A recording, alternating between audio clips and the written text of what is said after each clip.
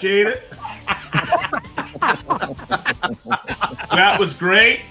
Thanks, guys. This has been nice. This has been another episode of the Creative Makers Podcast. You guys, Steve's job's going to be hard tonight. I can already see it. Herding cats. Just let it go, Steve. Just let it go. It's just a butterfly. Don't do anything about it tonight. All right. Y'all ready? Yeah. Let's go play it, I man. know I can't swear.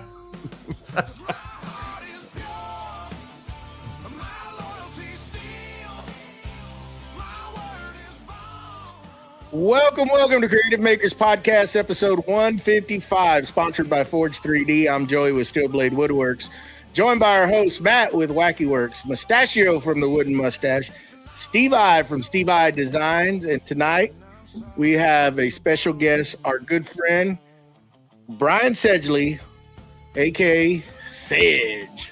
How's everybody doing today? Yo. Good. See, I cut out all the whoopla stuff and just let it go.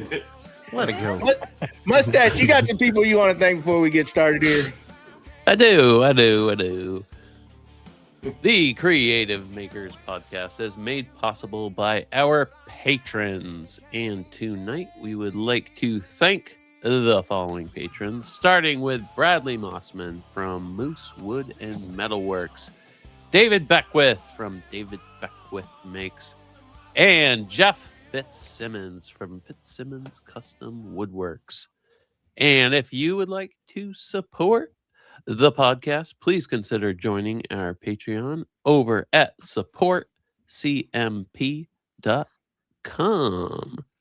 And over to you, Steve. all right. Our guest tonight is Brian Sedgeley, better known to the makers around the world simply as Sedge. With decades of woodworking experience, a huge following through SedgeTool and the Three Splinters Podcast. Three Splinters right there, representing. Sedge has become one of the most trusted and recognized voices in the woodworking community. We're excited to talk tools, woodworking, content creation, and shop life. So please help us welcome Sedge to the Creative Makers Podcast. Sedge, how the heck are you? Wonderful. I like tools. I like peanut butter. Yum. Oh man, it's hot in here.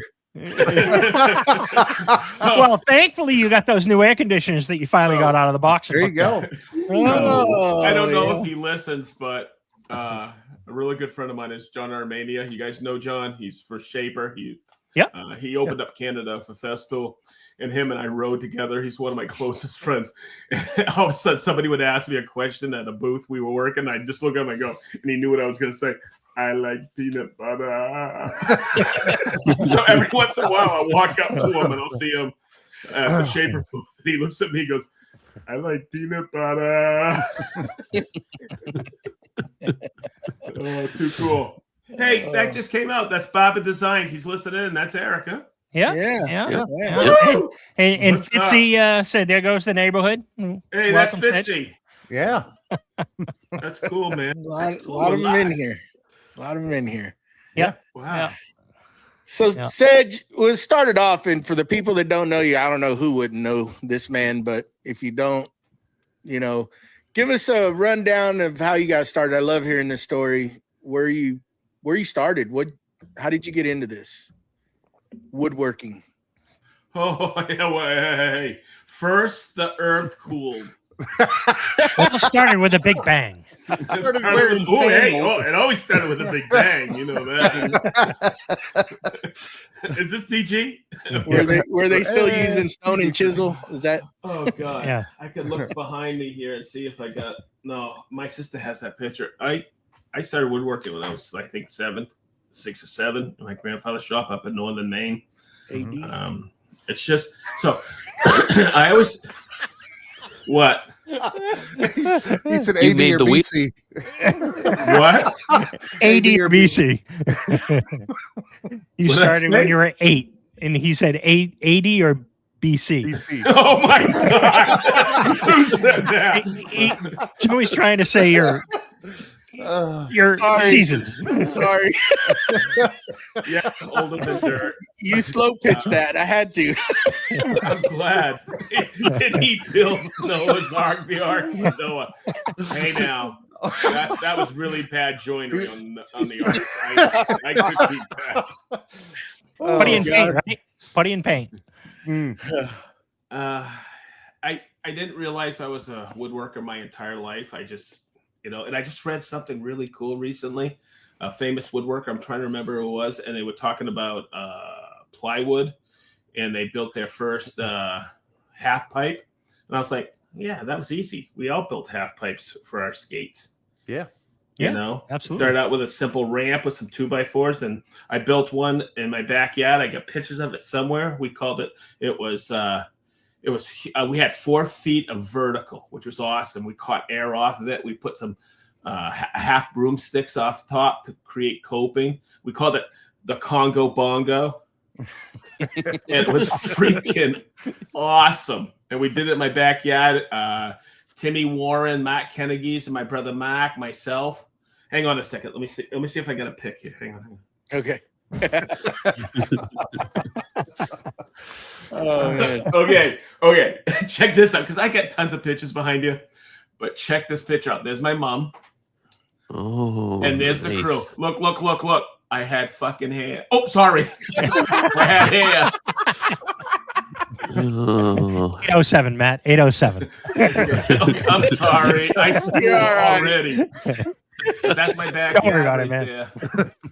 That's my brother Mac. He's in his band now. And that's some other dudes, Kenny Giza and Timmy Warren.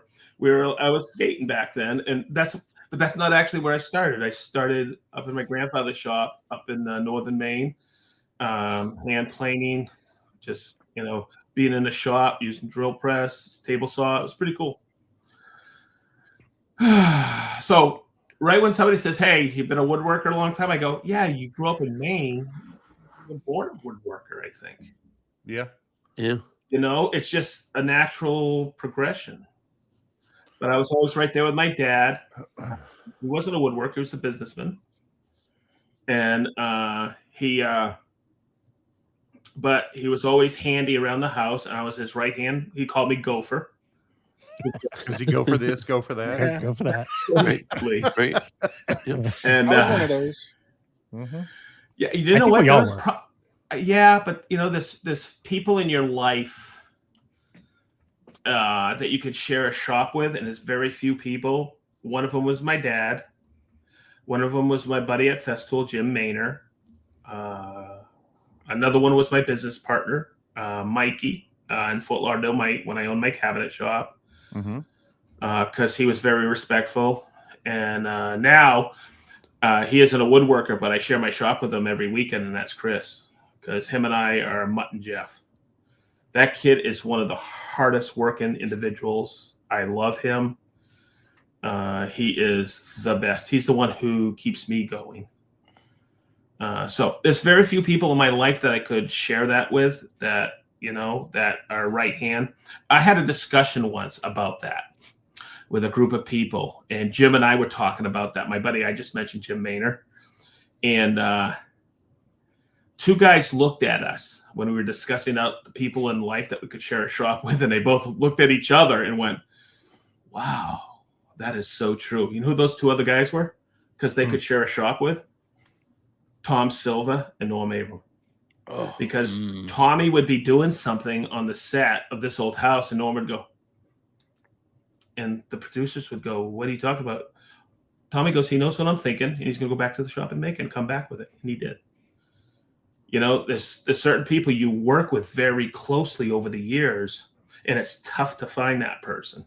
So to go back, I got into the restaurant business in college, and then I went down to Fort Lauderdale, and I owned 2 restaurants down there. There was a little bit of story behind that, but I won't go into it. And in the midst of all that, somebody came in and says, I'll charge you $400 to level your cutting boards. And I went, what? So I went to Sears. I got a Sears and Craftsman belt sander and leveled the cutting boards out back for $125. And my buddy goes, you're a woodworker? And I looked at him and I just leveled with a belt sander and cutting board. You're really good at that. And I just started laughing. So I realized, I go, people are a little inept in this world when it comes to woodworking, right? And then it started to evolve, and I started doing some stuff for people in woodworking, and evolved into, a long story short, I got it back into woodworking. I opened my own cabinet shop in Fort Lauderdale with a good friend of mine. And I was doing that for about 6 years. I was starting to bang some good buck. And one weekend I was in my buddy's shop, store, who used to own Seafarer Marine. You guys, if you know Fort Lauderdale, it's a very famous wood supply shop for yachts and people who work on yachts. It's behind Lester's Diner off of State Road 84. And Eddie started that with a police officer in Fort Lauderdale, and he grew the business, and it's still super famous, but he sold it. He wanted to get out of it, and he had a non-compete for 5 years, and then he opened up this place called Marine Industry Tool and Supply. And I was in there buying lacquer thinner because he had a great deal, $5 for a gallon of lacquer thinner. It was like the lost leader to get us in there. And I walked in, and he had a Rotex sander sitting on a half hull. And I go, you brought in Festool? He goes, you know the brand? I go, yeah, I read about this Rotex. I said to him, I read about this Scrotex in fine woodworking. And they had a great review. He goes, try it. And I did. And I go, wow, this got some balls to it. Is that swearing? Nah, you're fine. No, you're good. I'm good. Yeah. Don't worry about it. He said, you want to come in and talk about it on the weekends for 5-6 hours on a Saturday morning? And I'll let you try all the Festool, because I just brought in the brand. The rest of the products coming in next week. I went, let me think about that. So I came in that next Saturday, and I started messing with the Festool brand. He went, please come to work for me. And I did. I went to work for him on Saturdays and sometimes Sunday mornings. And by Sunday afternoons, I was ordering the Festool product for the next week. And then I go back to my shop during the week. And he's very lenient. If I couldn't come in on the weekends, he's like, don't worry about it, blah, blah, blah. And then I met a guy named Jim Maynor, who was at what, guys, this is how early it was at Festool. Jim had, you know how many states he had? 35 states. That was his territory. Wow. And yeah. And that was 2005 when I met him. And he asked me, he goes, I know your business is starting to kick off. He came over to my shop. We had a few beers. And then he said, hey, would Mikey be pissed if I put your name in the hat? Because we're opening a training center up in Lebanon, Indiana. And I think you would be a good fit. And I go, dude, I'd love to.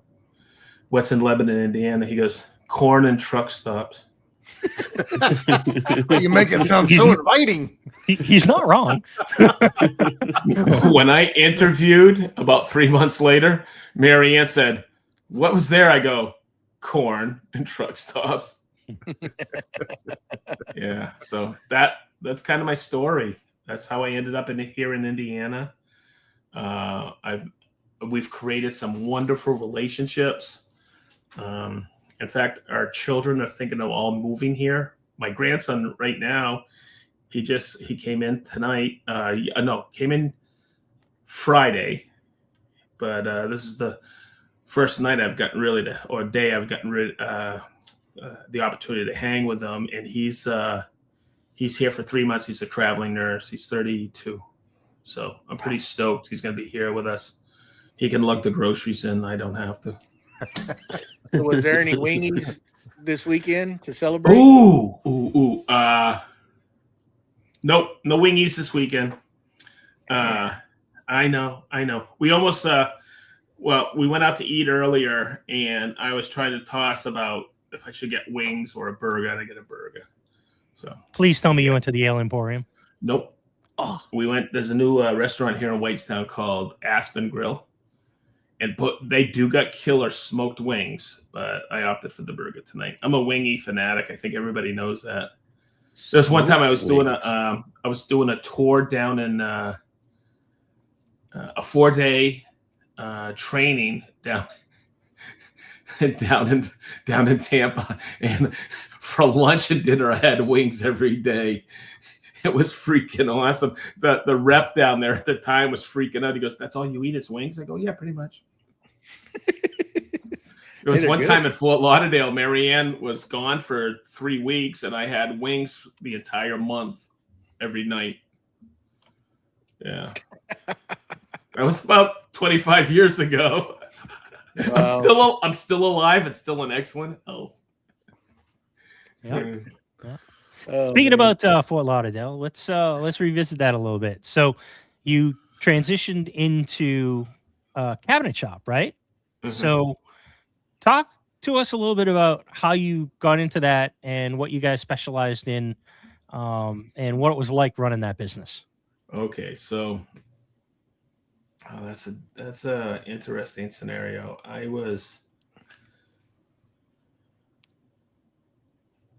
That's a good question, because when I was in the restaurant business, I needed to get out, so I started. I just saw a sign driving home, and it was. You guys ever hear of a company called International Tool? They used to be one of the biggest retail / internet sales companies. They're one of the. It sounds funny. One of the first internet tool companies. Okay. Selling on the internet, and it was funny because they were right next to my home in Davie, Florida. They were down the street, 3 minutes away. And I had been sick and tired of the restaurant business, so I saw a sign that said on their billboard that said, "Hey, we're looking for salespeople." So I walked in, I applied. 2 days later, they hired me. And then I had the opportunity to work during the day and at night start a woodworking business. In the midst of all that, a gentleman walked in and was buying some tools for his shop. He had a cellular phone business. And he said, "I want to start a cabinet shop." I said, "Okay." And he started a cabinet shop, and he had this other schlep in there who was working with him. And that guy left because he was kind of a weirdo. And I left International Tool, and I got a phone call, and he said, "Sedge, you want to come work with me?" And that's how the cabinet shop started, because he had seen my work, and he always came into the retail business and would ask me questions, as well as 100 other craftsmen, 100 other tradesmen. One of my buddies, Jim, who worked behind the counter, used to look at me and go, "You know more than these guys. They're all high, going to work on the yachts and in somebody's house, and you are telling them how to build. You ought to open up your own place." And well, I was doing stuff on the side. So I went formally into the cabinet business with Mikey, and that's how it all started. That's how it transformed in there over the course of about 2 or 3 years. And that was a good experience working in retail. Because I could relate to some of the people that when I was training at Festool, I could relate to what they were going through. When somebody would come in and say, "Hey, what about this? What about that?" So, and then I had that relatability with the tradespeople, because I was a tradesperson building cabinets. So what I built was anything that someone would throw at us. And I was in an industrial area on the corner of Ravenswood, which is by the airport. If you know Fort Lauderdale, I was in unincorporated Broward County. It's weird how all that works down there.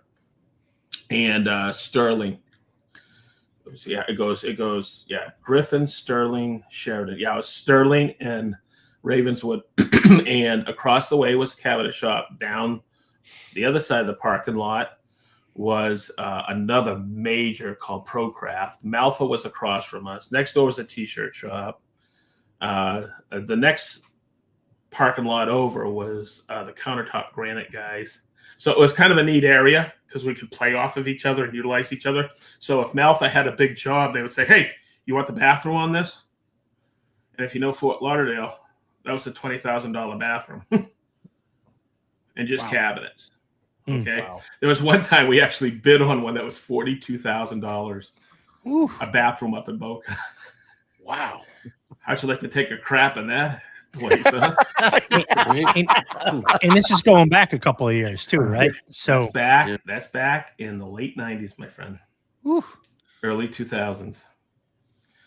Wow. So that's a lot of money back then. Dude, I'm going to tell you right now, Mikey was well connected because of his cell phone business. And he would get us jobs from people that were unbelievable. And then all of a sudden I started pulling in some business from right before I left. I was bidding on 40 properties for a storage facility. They were expanding across the country, and I just had to build it and ship it. 40 properties, and we started putting together the quote and everything, and then I got called by Jim, and I was kind of being sluggish on it, and Mikey was like, what's up? And I had to tell him, so how did I come about that job? Marianne worked for the company, and I walked into this lobby of that storage facility, and I said, what is going on here? There's all kinds of burrs that were raised on the slat wall that they had done. And I went in and I deburred everything. And the guy comes up to me, goes, what are you doing? I go, you see this right here? Someone's going to hurt themselves. This is really not good. I don't know where you guys got this cabinetry and this slat wall. And he looked at me, he goes, you're a cabinet maker, huh? And he goes, yeah, Marianne. Yeah. He goes, Marianne was telling me. I go, yeah. And I go, I hope you didn't pay a lot for this. He goes, what would you bid it out at? And we just did a rough estimate. Mikey and I did rough. He goes, well, we're looking at 40 properties. Give us a number. And I went, oh, so you don't know where that job's going to come from. Mikey would grab jobs sometimes, like what paid a lot of our overhead. Do you guys know who Tarmac is? It's the concrete company. They're they're green and yellow. That's their colors. I used to know it was Hunter Green and Sunshine Yellow in not Formica, in what's that other laminate company? Wilson Art. Sounds funny because you remember that stuff, right? And this is a way back when. Anytime they had a pour station, a portable pour station for concrete, like they had one in Orlando for the airport, one in Fort Lauderdale, one in Miami, and then they had several across. Anytime there was a big pour, we would do their portable pour stations. They kept us busy. They paid cash, and oh my God, there was nights I did so much for Micah. I call it Micah. It's laminate. I did so much for Micah. I was pulling that out of my, what in the shower. Yeah. Right. The darndest places. Oh my God. But I'll tell you what, I got really good at filing. I mean, I got like 5 or 6 Mica files in my shop that sometimes I open up that drawer and I go, oh, I put it back. But boy, it paid a lot of the overhead. So is there anything special that you guys, specialized in, like insets, full overlays? Oh, no. It was, no, it's funny. It's Stevie. It's funny you say that because people ask me about face frames all the time. I go, no, I did nothing but frameless. And if you go into any shop in Fort Lauderdale and Miami, it's all frameless. It's very hard to find a face frame shop. I'll never forget one of our first bids. Mikey walked in. He said, "Hey, would you like a face frame or frameless kitchen?" And I pulled him aside and I go, don't ever goddamn say that again. Well, it is kind of a regional thing too, right? Yes. And when you say regional, it's also metropolitan. You know, people do not care. Customers do not care if it's frameless or face frame. They look at the doors and drawer fronts. Mm-hmm. Yeah, it's easy too. When you're bidding something, you're talking about hardware. They're thinking knobs and pulls, where we're thinking slides and hinges. Mm-hmm. And people think, oh, the soft close. Oh, that's really nice. They don't understand the money behind it. There's a lot of money. Yes. Okay. I know a guy. Listen. I was bidding out he invited me over. I knew him. He was a sales rep for a power tool company.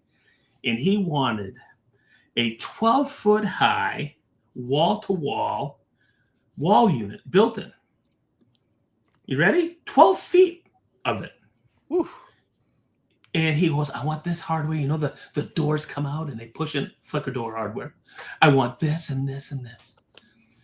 And I looked at him and I go, how much are you willing to spend, Gary? And he looked at me and goes, well, I thought I'd throw in a couple of routers and about $500. I looked at him, I go, thanks for the beers. Yeah. And you know, and sometimes Mikey would cringe when we knew the people and we would start to talk about money and they go, huh? And I go, hey, do I look hungry?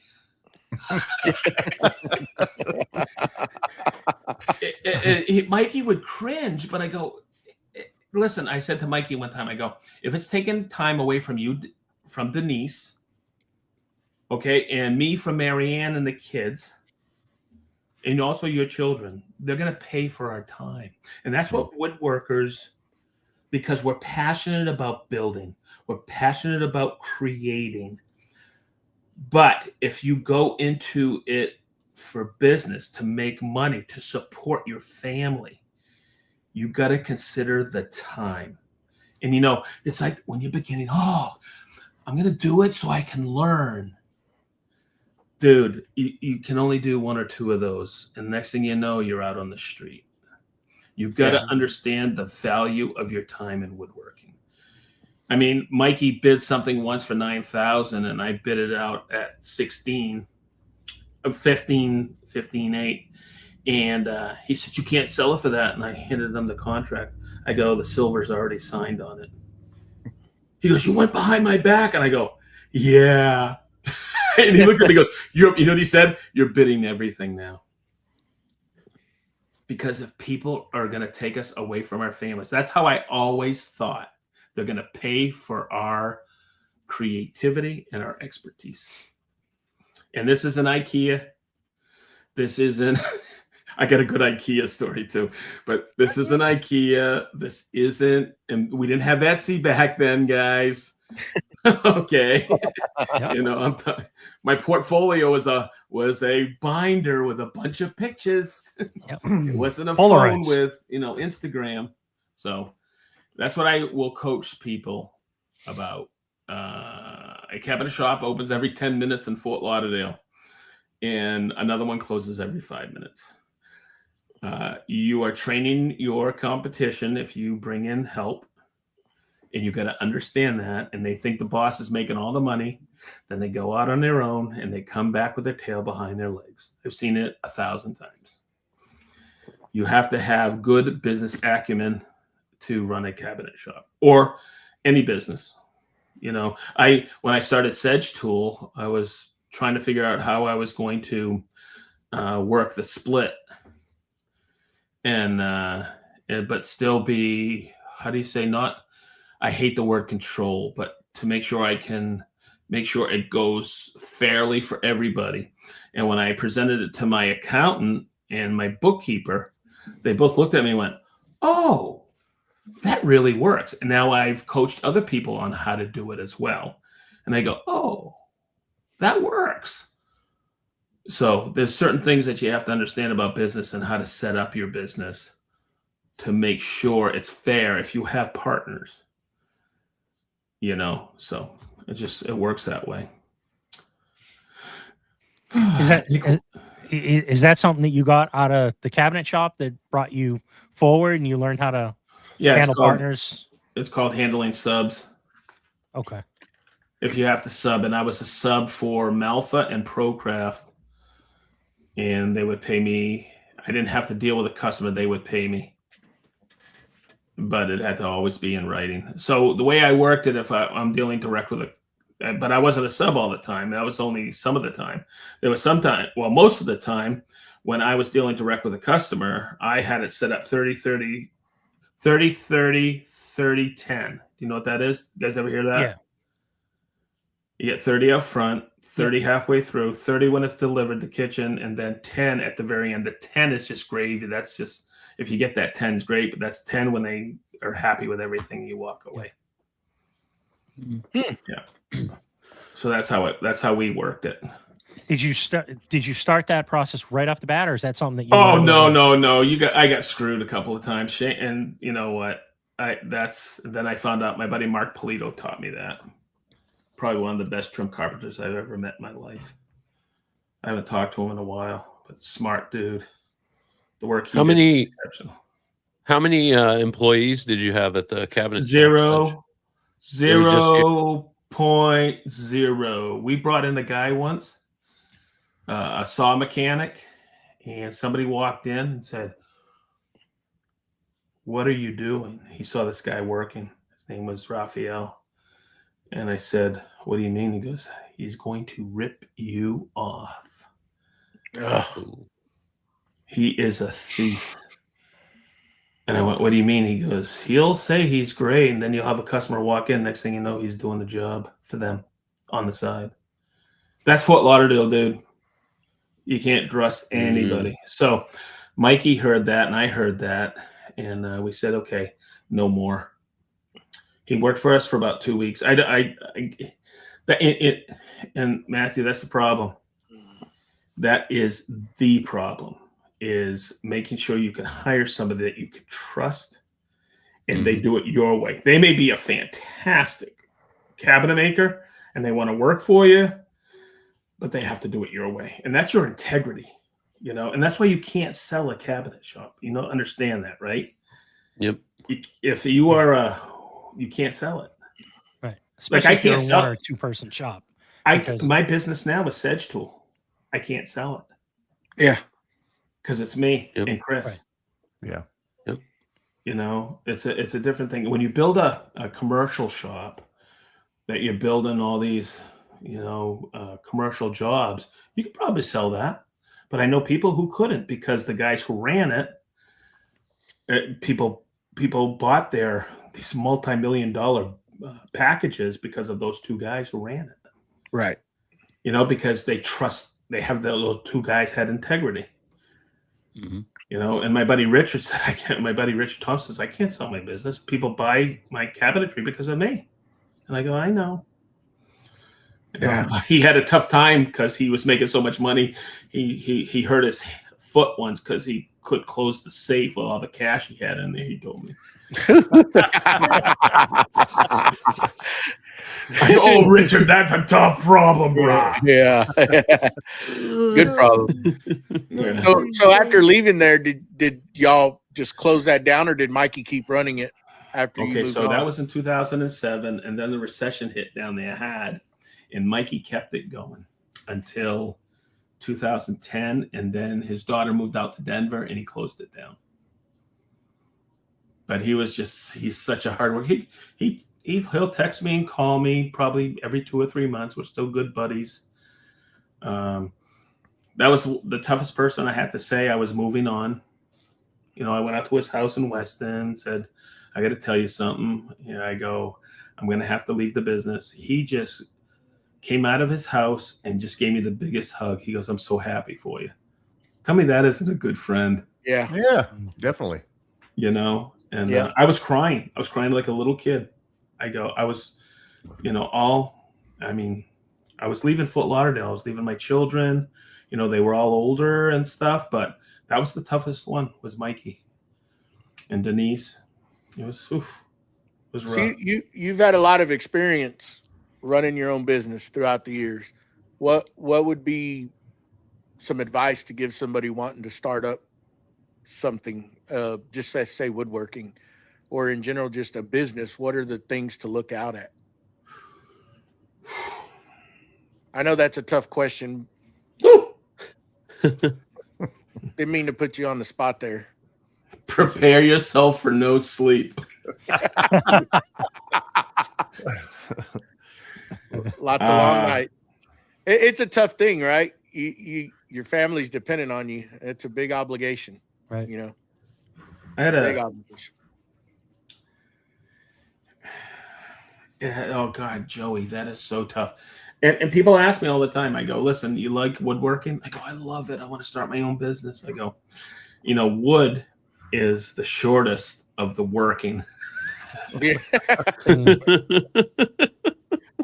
I'm serious. I think you hit on a good point earlier, though. You need to know your worth. You got to make sure that you're making enough money to live. Ronnie, what was his word that he said that really I just forgot it? He was on. Don't be busy. He said, "Don't be busy." Like focus something. Yeah. Don't. But not just being busy, but busy and making money. Busy and making money. And that was really, really truthful. Yeah. Don't just try to get work to stay busy. Get work to live. Yeah, I think he said it was like the first year or two of business that he was in when he realized he was busy, but he wasn't making enough money. That's when it dawned on him when his buddy said, don't just be busy and making money. Yeah. And Mikey would come up to me and goes, these are really nice people. I go, yeah, but we're nice too. And they're rich and we're freaking poor. Baby. I mean, there were times, this is how cool Mikey was. There was one time we were trying to decide how to join something. And I said, get the F out of here. We were almost at fisticuffs. And it was a Saturday afternoon, about 3:00, and he left. I stayed till 6 to finish it. It was a drop edge on the tabletop. And he came back in. He went all the way out west, came all the way back out east. And he goes, I'm sorry. I go, it's done. And I told you I knew how to do this, but you didn't trust me to do it. And he goes, I'll never not trust you again. You have to, if you were going into business, this is another thing. If you're going to business with somebody, you got to make sure you can trust that person and work with that person. Yep. And you got to be careful, because I told Mikey, if this wasn't fun anymore, we were not going to do this. Yeah. Okay. And there were times him and I were there till 4 a.m. trying to figure shit out. And we had to go install at 9 a.m. Ooh, man. Tough. Ooh. There were times when we went in to install because we had to do it at 9 p.m. We thought we'd be out of there by 9:30, 10, and we were there till 7 a.m. Oh. It takes a different caliber of person to do that kind of stuff. Yeah. So I'll tell you something else too. When somebody says to me, oh, you're very successful and you do this and you've been doing it a long time, you're really lucky. I want to punch him in the throat. Nothing to do with it. Okay. And I clean that up because people don't realize how much work it is. Yep. And how many late nights, early mornings that you put in. It is a freaking grind. And if I can give any advice, that's why I said woodworking. Wood's easy, working is tough. And that's the longer part of the word. It is super duper tough business to be in, but it's super rewarding because at the end you look at a kitchen you did and you go, holy shit, I built that, man. And look at those people smiling. There was one time we delivered something. I got pictures around here. Some of it I won't go dig it out. But Mikey goes, they're crying. And I go, crying because they're pissed or crying because they like it? Yeah. There's a difference. He goes, There's a big the difference. husband and the wife, she's crying, and the kids are ecstatic. They were sitting at this built-in table and bench area, and he goes, on the way home, he goes, they're calling. I go, oh shit, what did we forget? And it was Saturday night at 7:00. We were heading back with the truck, and we were exhausted, and she was sobbing. She goes, we are so thankful. You guys did such a good job. The kids are happy. And we're having dinner at our new dinner nook. And I was like, so hung up and I went, Jesus Christmas, man. That was what I thought we would have to go back and redo it, dude. But once again, here's a Saturday evening. We are finishing up around 5:00, driving home. And we're at the shop at 7 at night unloading. You know, come on, who does that? Yeah. And you're back at we were 7 days a week. We were back at the grind. Who's going to do it for us? Him and I. That's it. And you know what? We didn't mind. Well, I mean, and it takes a commitment across. I mean, that translates to any type of business. You know, the ones that really know are your family, your wife, your kids, because of those things like that. When you're having to stay late, work late, and you're right back at it the next day. I mean, that's tough.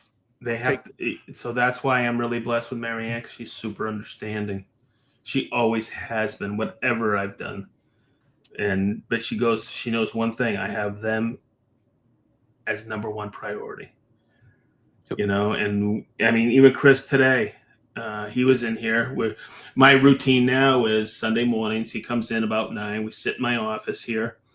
And we talk about everything that's going on, scheduling for August and September. We've already scheduled out everything because he has all his commitments. I have my commitments. And that's what we're doing. And I go, okay, before we start scheduling, what's our number one thing? He goes, family's first. And that's our number one thing. Family is first. Yep. It's because at one point he was going, well, I got to do it. I go, don't be down about it. Say, hey, Sedge, you just say, you know, we're not going to be able to do this Saturday or Sunday, because now we're 2 days on the weekends, Saturdays and Sundays. We try to do shoots, and now we're doing Patreon Ask Sedge. We're doing other things like IG and this and that, lives and whatever. So it's Saturdays and Sundays, and then sometimes we do a reshoot. He gets out of work at 5. He's here at 5:30, 6 o'clock, and we shoot for a half hour, 45 minutes before he goes home. And that's tough because he's got a 1-year-old now. But what's really neat is he was living about 20 minutes away, and about 4 years ago, he moved up closer. Him and Emily bought a house about 5 minutes away from us. So it's really nice. Nice. Yeah, I can't say enough nice things about Chris Seibert. You guys know him as the unit, but I can't say enough nice things. He's my best friend. He's right there.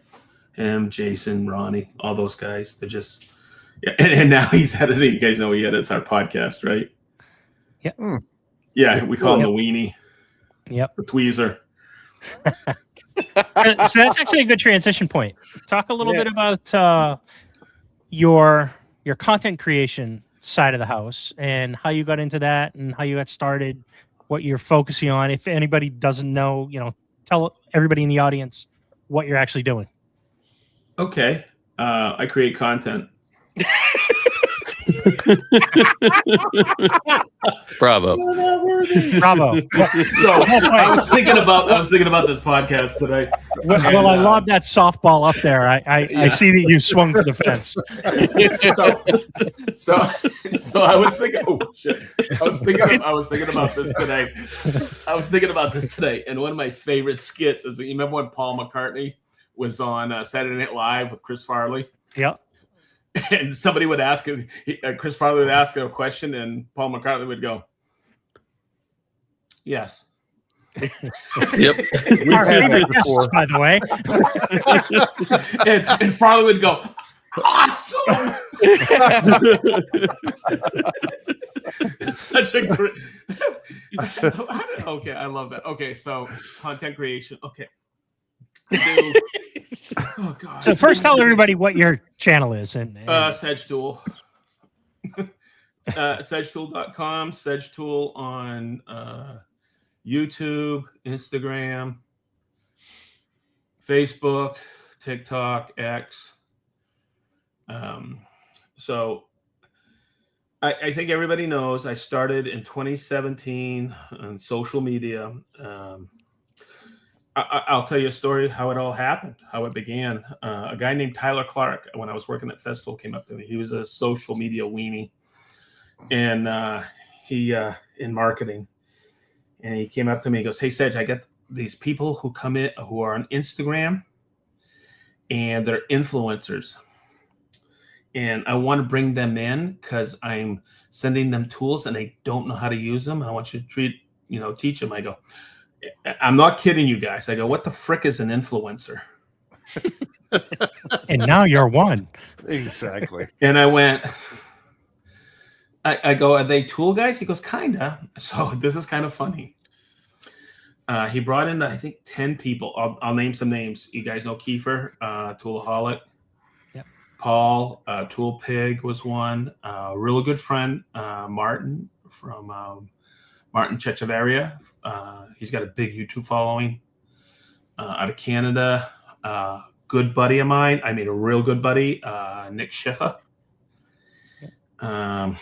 And I'm forgetting some people. So if anybody's listening and I'm forgetting who was in that group, I am so sorry. But there were a boatload of them. And I taught them for 2 days. After the first day,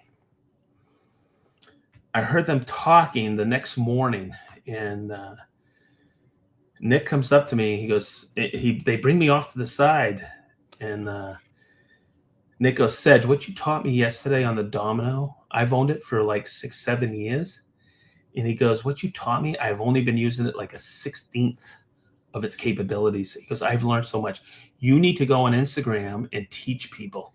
I'm like, "Well, I teach 6 people a week here at Festool." And he goes, No, you need to go on Instagram and create one." And I go, "What do I call it?" And he goes, "Call it Festool Sedge." And Kiefer said, yes. And everybody said yes. And then Tyler said, "Oh, I don't think you can."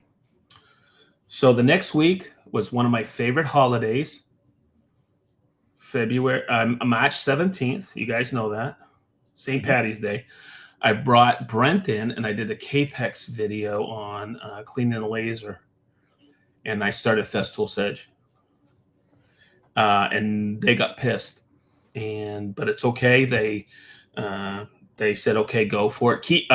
2 weeks later, Tyler comes in and goes, "Sedge, that's awesome." He goes, "In your bio, put, I hope this helps." I go, "Why?" He goes, "Because you say, I hope this helps after every video you've done." I went, "What?" And then I did the frequency of 3 times a week. And it kicked. And it really kicked.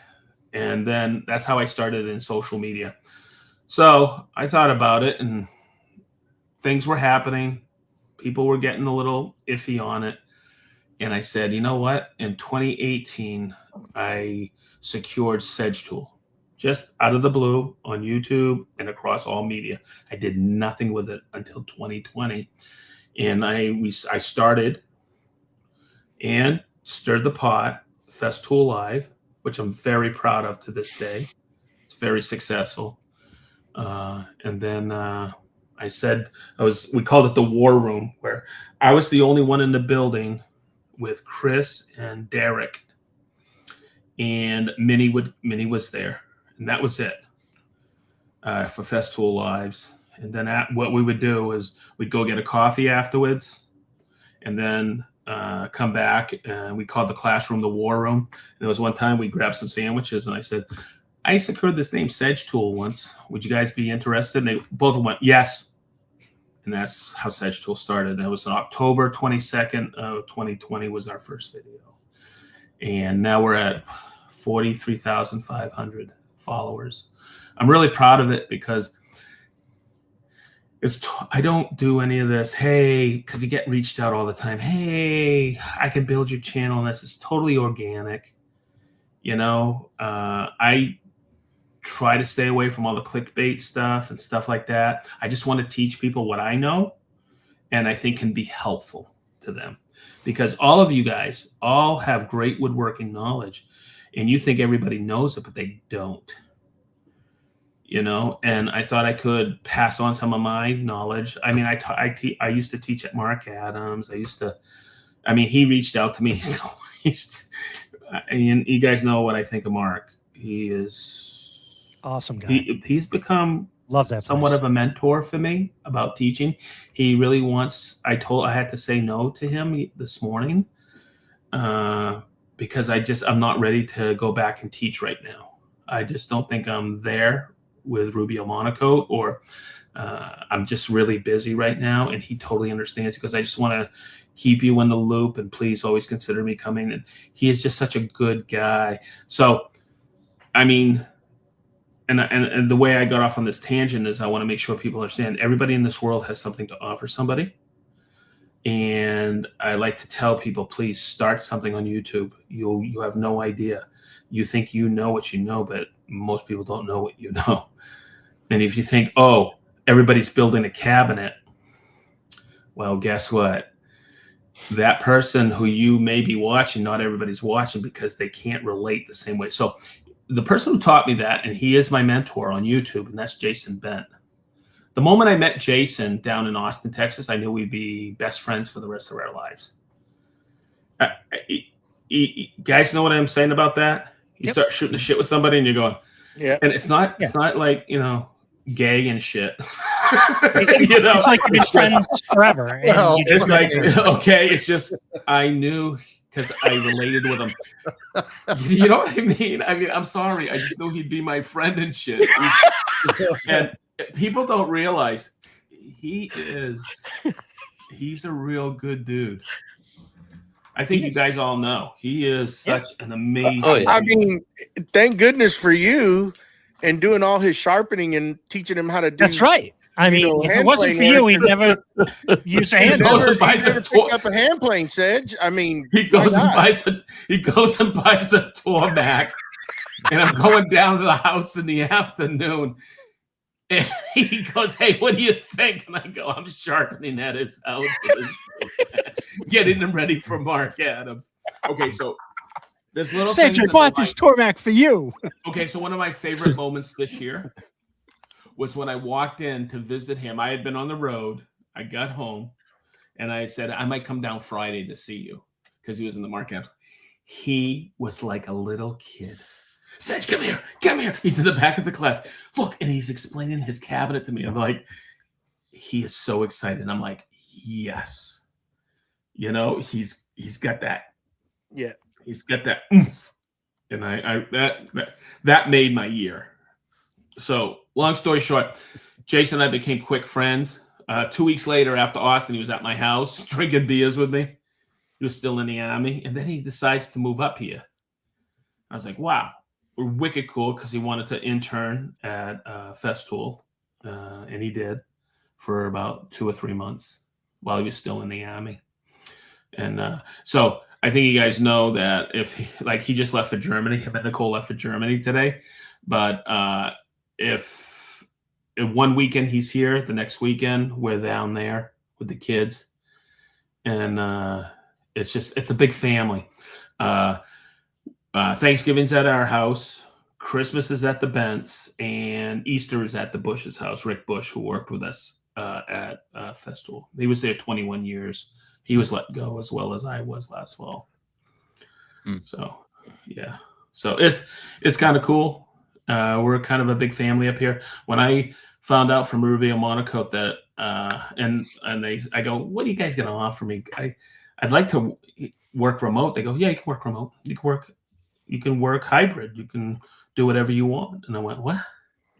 And when I walked out of my office, I didn't even know. They wanted to jump on a phone call with me. They're my friends. They wanted to jump on a phone call with me. And Marianne goes, what was that call? I go, I think I got offered a job if I want it. And she goes, you're going to have to move to Austin? We're going to have to move to Austin? I go, no, it's fully remote. The weight of the world came off her shoulders. I was in no hurry. I didn't want to go back to work.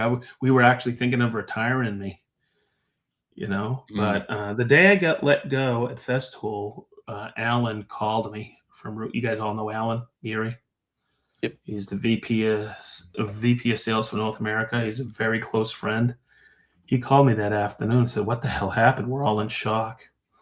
Keith Hardesty is the VP or Director of Marketing, and he texts me immediately. And Jess Card, I still have his text. He's the CEO. That's who I report to. And he texts me immediately. He goes, "When you're done breathing, we want to talk with you." Because I said, I need a breather. And, Steve, you said to me, "Sedge, at least take a month off." I had already been planning to take 3 off. Yeah, I wanted you to take like 3 or 6 months off. Yeah. Because really, after, quite honestly, after working for an organization for such an amount of time, you really need to decompress, honestly. Dude, I was in shock for 3 weeks. Yeah. Shock. Yep. Okay, so I'll tell you something. There's nothing negative here. The thing I'll say to everybody, I thank Festool for the 18 and a half years of opportunities they gave me. And seriously, I would have never met you guys. So I consider that a blessing. Yep. Okay. But yeah, I have a friend going through something similar right now. He's a young man. He called me immediately the day he was let go recently. After 4 years of employment and no severance, he walked in 9 o'clock and they let him go. Exact same thing, workforce reduction. And he called me, or he texted me. He goes, "Can we talk?" And I go, "Yep." And I go, "When?" He goes, "Tomorrow." And I spent 2 hours with him on the phone. And I go, "Hey, you haven't eaten, huh, for a few days?" And it was like 2 days later. I go, "Haven't eaten yet and slept yet?" He goes, "No." I go, "How many times have you puked?" And he paused and he said, "Several times." I go, "Yep. Gonna take a couple of weeks and then you're gonna go through all these phases." And he just paused and he goes, I go, "And if anybody ever tells you when window closes, another one opens, punch him in the goddamn throat." Tell him to go pound frickin' sand. So the "everything happens for a reason" phrase doesn't ring true either. Shit.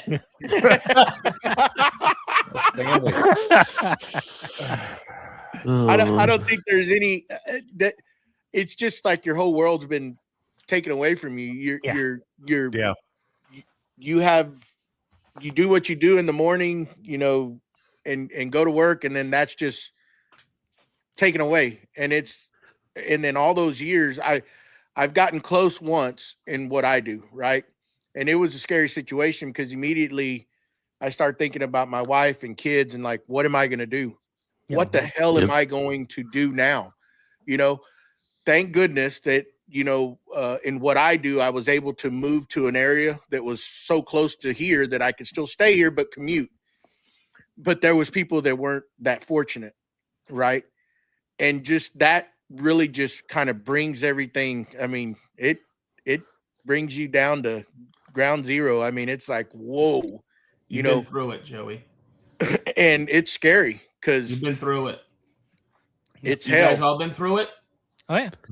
Oh yeah. I've gotten laid off probably 5 or 6 different times from different companies. And now, I mean, quite honestly, it's old hat. I've learned that it's not the end of the world, and I'm resilient enough that I can find another job. And if not, I have other, skills that I can fall back on in other industries, and I can pivot, and, I'll find a way. I will find a way. Mm-hmm. Joey, I think you said it, and Steve, you're saying it too. But Joey, it's the first thing that came to mind is I'm sitting there in front of this Inquisition, and they're telling me this, and you can do this and this, and I'm like, you have no fucking clue. Excuse my language, guys. I apologize. No, you're fine. No, you're right. You're good, man.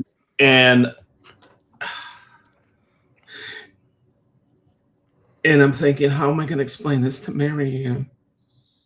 Yep. Yeah. It's tough. Yeah, it's never easy, especially when stuff comes out of left field and you don't see it coming. And I think that's the worst part of a lot of these things. And I mean, with everything that you did for Festool, with the live and also Russell brings up a good point too. For a while, you were doing the interviews with different businesses and different craftspeople. So it was that interview series. Yeah, that's a lot of your time and energy and effort into an organization.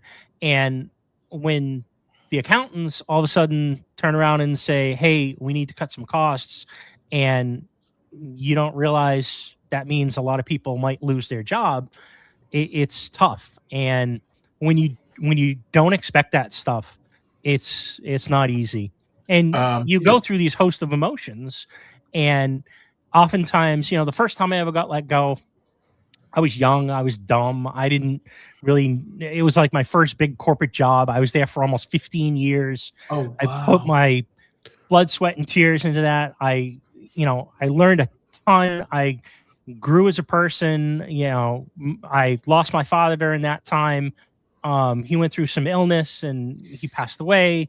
And it was just the host of emotions. And I swear it was probably 5 years after that job ended. And I mean, they didn't just let a couple people go. In my instance, my company was acquired, and 1,600 people had a job, and then they didn't have a job because they were absorbed into another organization. Some of them, I'm sure, got transferred over. But my point is that it was like 5 years down the road where I took a step back and I realized, and it was enough time for me to decompress and learn what I learned from that experience and how I was resilient and I moved on. And the lessons learned were just kind of amazing.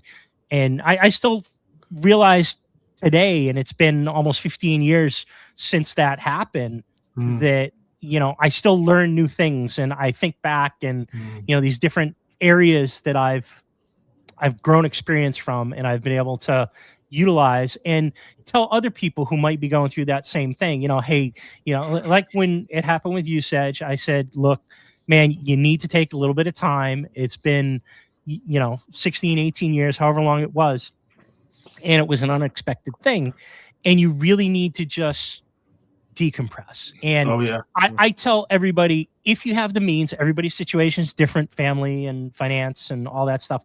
But if you're at a company for a long period of time, and then unfortunately you lose your income in your job, if you have the means to be able to take a month off, just take that month off to decompress. Yes. 1 to 3 months, you start to get your head straight. 100%. I mean, it's going to be a lot of emotion that you're going to go through, especially if you work there a long time. One thing it puts in perspective is it's a good kick in the ass if you didn't have your financial stuff set right, and you weren't expecting this, and you go in the next day and boom, you're done, and immediately think of your family. What the hell are we going to do now? And it makes you, from that day on, it changes. You always plan for unforeseen things like that. I try to tell that to my kids all the time, and I drilled it into their heads. You don't know what tomorrow's going to bring, so you prepare yourself and plan. I've been through it. I know what it's like. I know the feeling, and you don't want to have that feeling, because one of these days we may not be here for y'all to fall back on. Right. And I want them to understand that, and that just goes for everybody. And it's tough when that something like that happens. I feel for anybody. I've seen it happen to a lot of people, and it sucks. But I mean, that's the world we live in. So, it's the loyalty just in corporate America, just unfortunately is not what it used to be. The country was being built, and you were part of a family, and now it's all about shareholders and return on corporate investment. weenies. Yeah. It's funny. So the one thing in my life I dreaded the most was losing my mom and my dad. They were my best friends, and up until then, when somebody would lose somebody in their family, I go, oh man, I feel so bad. I know what you're going through. Bullshit. I was bullshitting them. Mm-hmm. Yeah. You know, and I learned then when I lost my dad first, I went, I know I have to go through this. I'm going to learn from it so I can help somebody like you guys helped me. Yeah. Yep. Okay. Because I want to make sure I understand all of it. So, and you know what? I did. I helped when we lost my mother-in-law. I helped a couple of my sister-in-laws through it. And my wife. Okay. So when I lost my job, I journaled for 3 months. So I wouldn't forget all the emails that I would wake up in the morning at 4 a.m. I read one today that I remember reading a couple of times and crying at 4 a.m. because they would always start out, Sedge, I've never met you, but you have meant so much to me. And I know what you're going through. And they would write page after page to let me know what you guys were just telling me. Mm-hmm. Mm-hmm. And so I always look at things. I went through a few things recently that I journaled because I want to make sure I don't forget and I can go back because I know I can help somebody through this situation. For me, it's always about learning from my experience. Joey, you just nailed it. So you can pass it on to teach your children. Yeah. Yep. Okay. So when you're confronted with something that's freaking eating you alive, remember it somehow so you can pass on what you've gone through and learn from it. So you can also get through it. Yep. You know, and so my buddy from Keene, who I had never met, I was supposed to come down and give him a tour of Festool. He was driving through. He's a VP at Keene, workwear, industrial boots.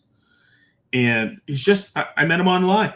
He follows SedgeTool. And he goes, I still want to, he goes, I heard, but I'm driving through and I still want to stop. He spent 3 hours with me in my shop. And he goes, let me tell you what's going to happen.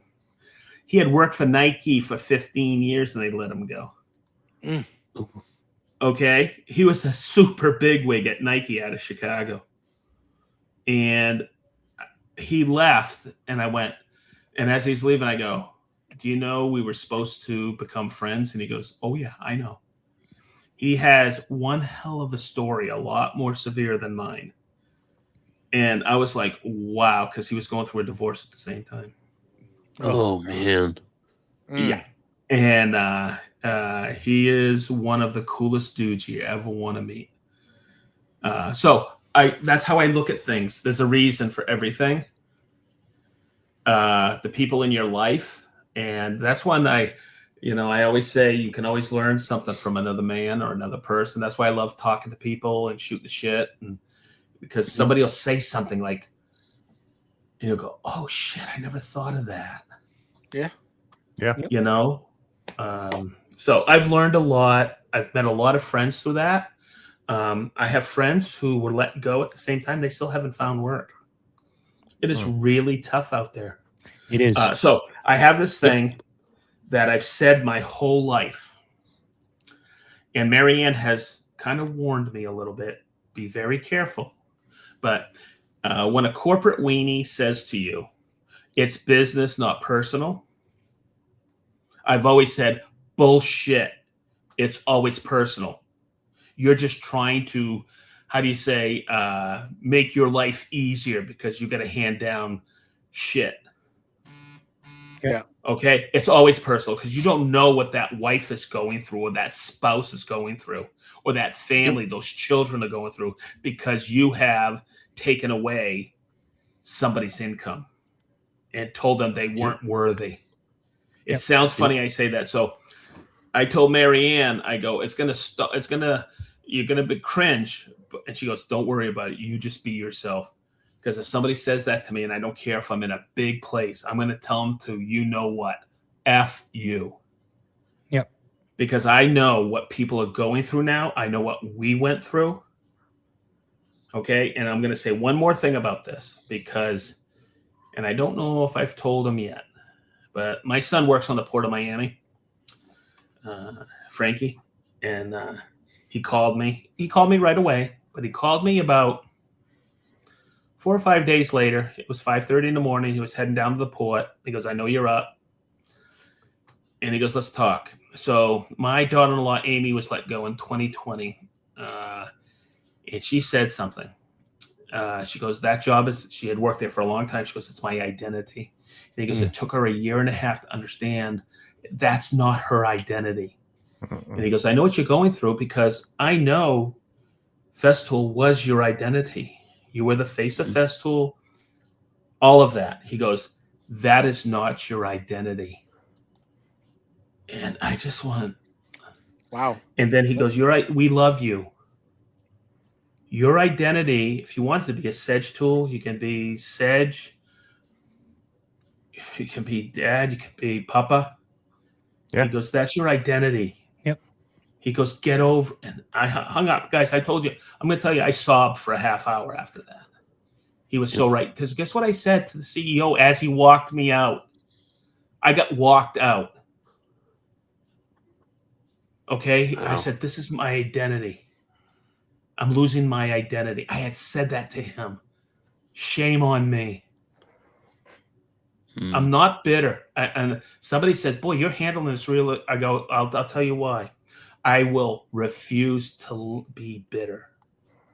Yeah. I won't be bitter. I will not cave. I will think of it as a positive. Joey, you said it right, dude. You said it. You know, I hate saying it, but it for me, it's a better thing. And then this is how good a friend Jason is. I went and told Marianne, and I brought her out in the parking lot at Lowe's. She was at Lowe's, and I told her. I don't think I've told this to anybody. And I called Jason. He thought I was bullshitting. He probably heard him say it. I thought you were kidding. Mm-hmm. And then he called me back. He goes, "Don't go home. Come down to the house." And I spent the afternoon there. And he said something to me. And he goes, "You're going to hate me for this, but it's all for the better for you." I go, "Bite my ass." And then I don't know if you heard, I finally admitted on the podcast he was right. Well, you go through a anger's the first thing. You're pissed. Yeah. Because you gave your blood, sweat, and tears, and in a matter of minutes, it was you're gone, right? Like you meant nothing, right? And you've dedicated your life to that. I'm not. Yeah. That's probably the wrong words to say. You dedicated a lot of your time to it, and there's so many emotions. I went through it. I mean, hell, it was kick you right in the down there. Yep. I'm not going to say it. Right. And it's tough. I think I've said enough for all of you tonight.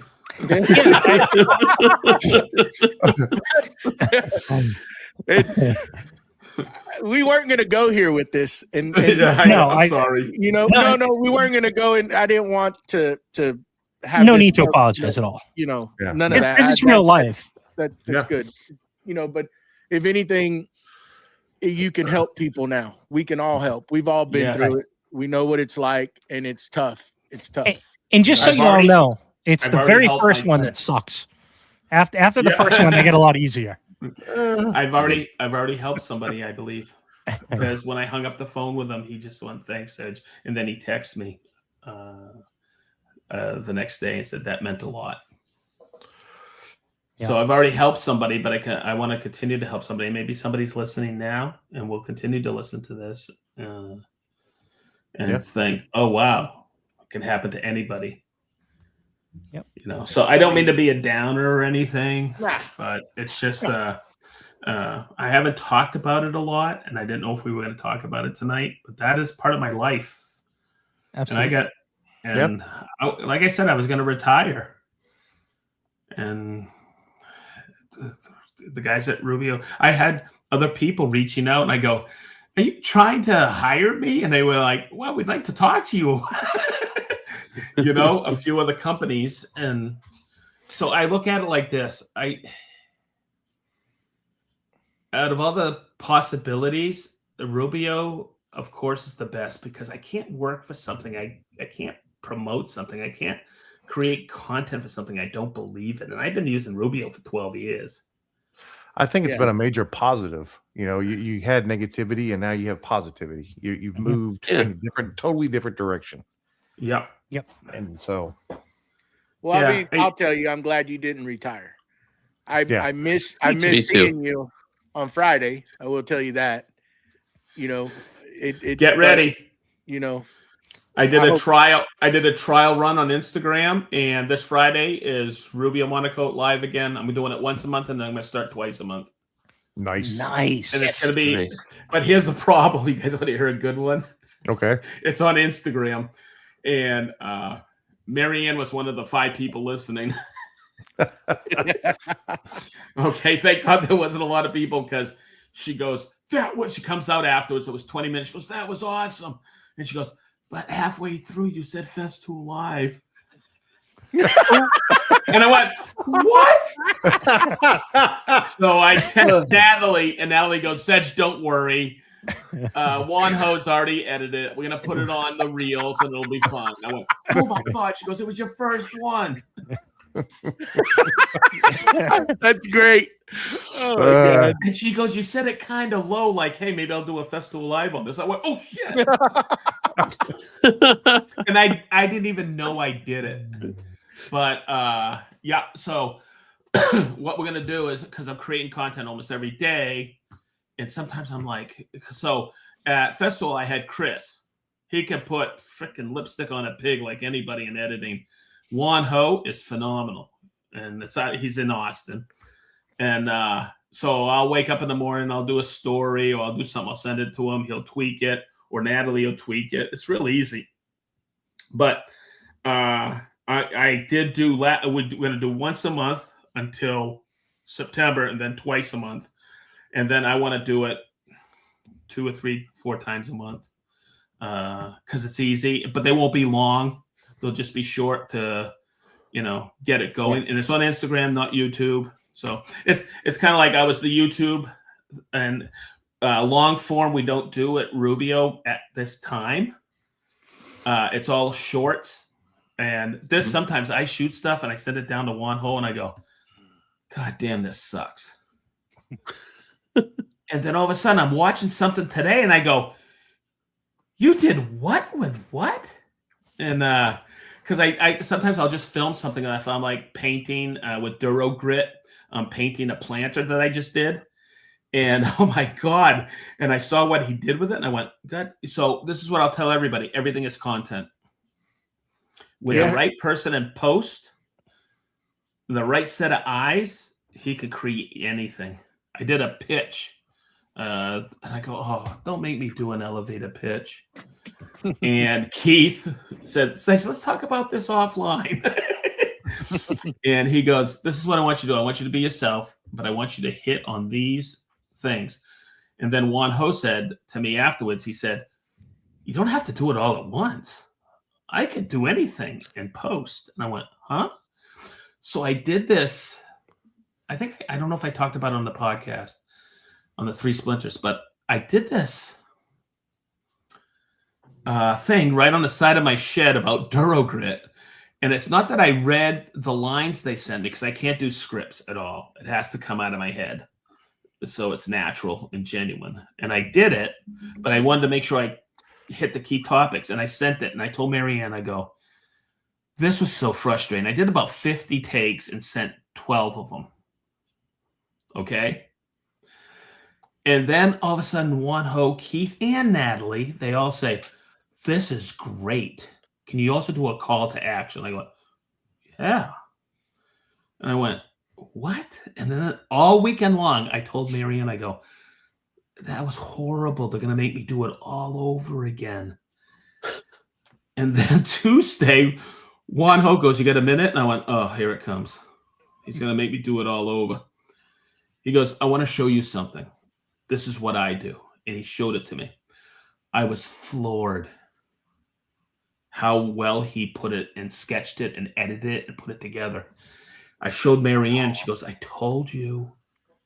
So it's a different way of doing things for me. And I'm learning that. I have incredible creative people at Rubio Monocoat. Natalie Dove is the social media guru. She's wonderful. I don't know if you ever met her. I mean, she is such a wonderful lady. And Juan Ho is down there. He's the videographer. And Keith Hardesty, you might know him. He's the director of marketing. Just a great group of people. And we're expanding the marketing department. But it's what a great team. I actually feel I'm part of a really good team again. Good. That's awesome. You know, people, they're super passionate about our brand, which I really like. I feel like I'm back at a small company at like Festool in 2006 and 7. Oh, nice. And I think, I know I can help with the brand and bring it forward. Nice. So it's kind of cool. And it's so chill. That's So good. I believe in it. Quick question from Victor in the chat. What surprised you the most after learning more about how Rubio products are developed and used? Okay, I just found out it's only one coat.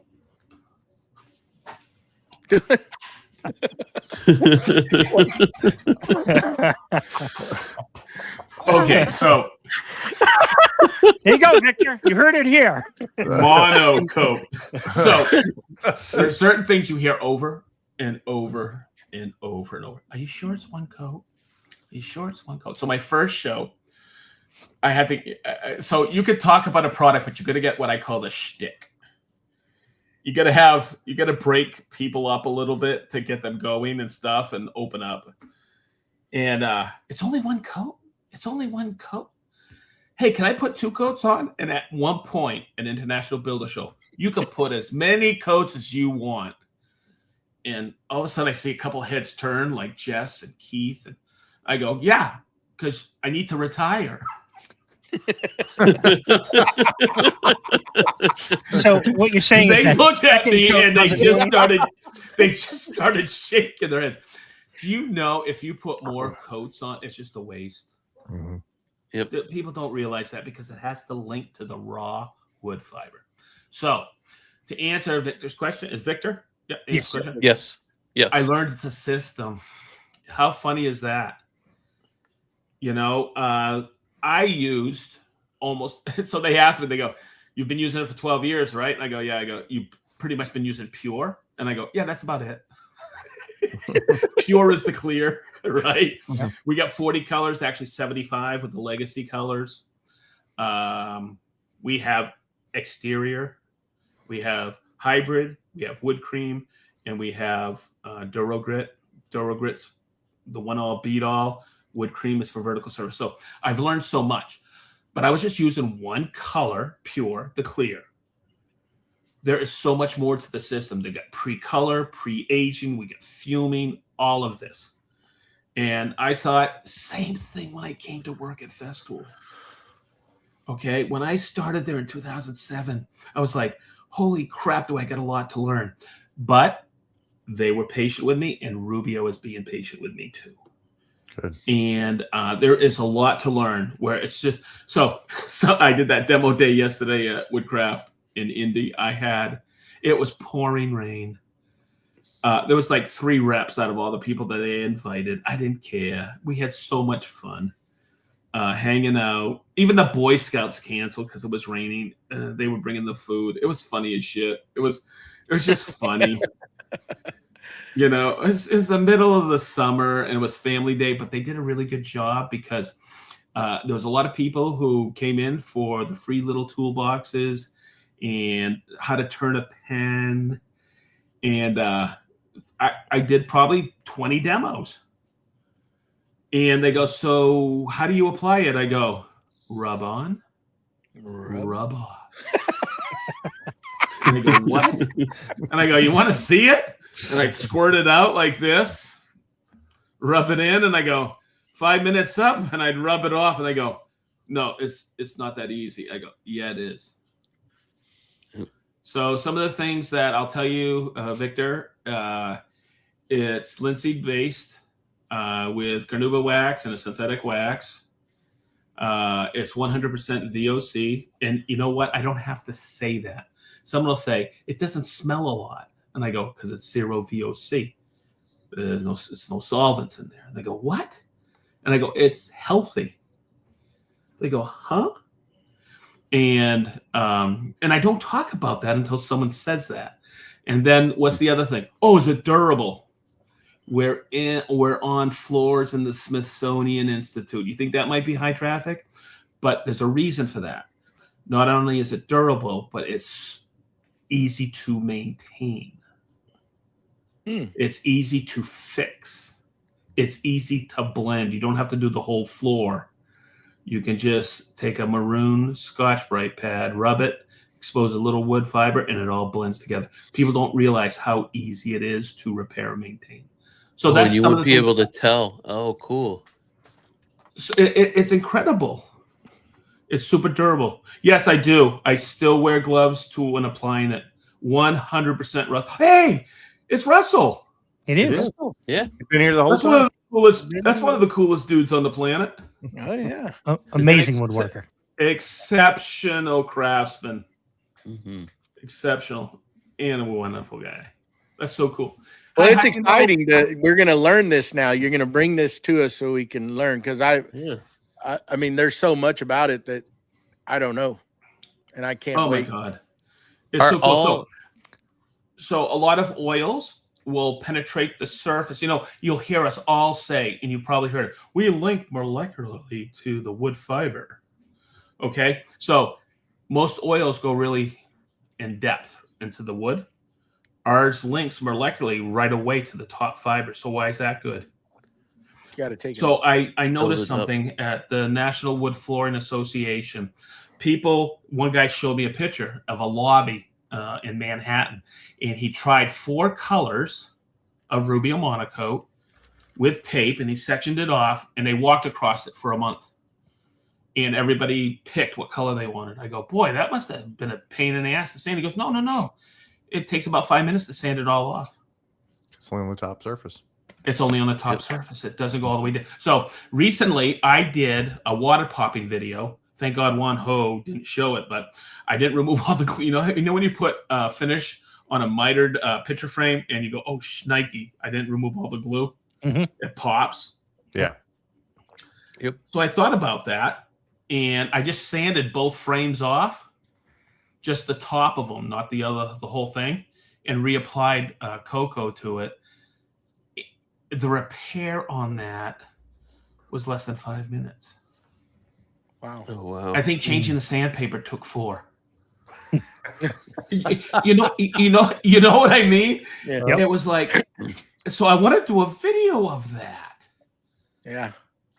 Because what if you have sanded something and you apply a stain or a finish and you see those glue spots?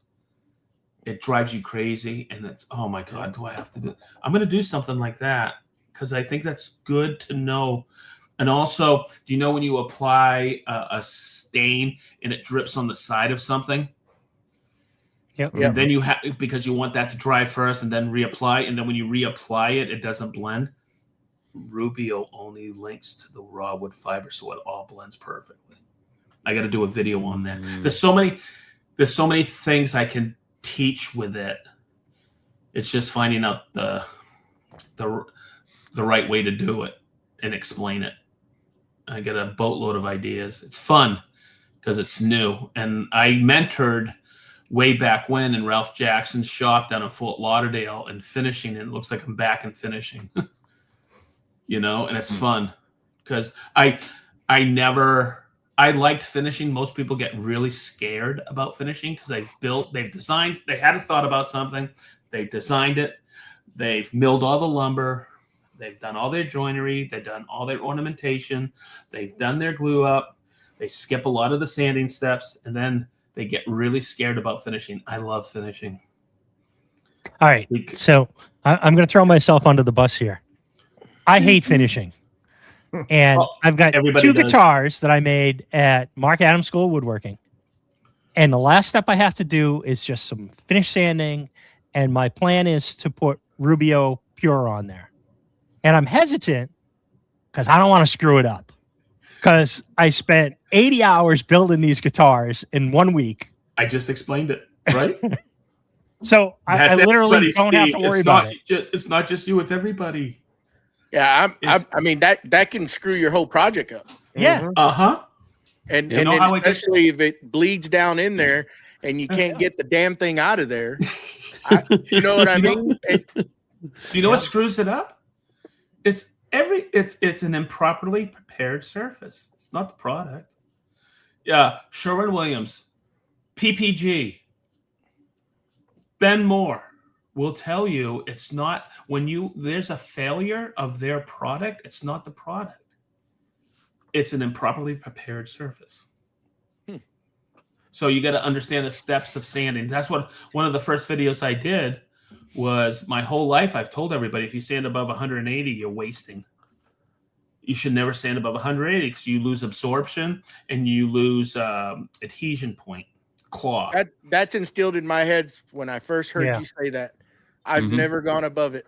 Okay, so at Rubio, because it's a natural oil with pigment, if you choose the pigment, we recommend 120, but I will tell people if you want to sand to 150, go for it. So what I did is I did 4 pieces of white oak, 120, and they were step by step, 120, 150, 180, and 220. And when you look at them across the board, I stained them, I think, with bourbon. And we look at them across the board, they look, oh, okay. But when I take the 120 and I bring it over to the 220, people go, oh, shnikey. It's a huge difference. So people don't understand about that absorption and pigment absorption into the pores.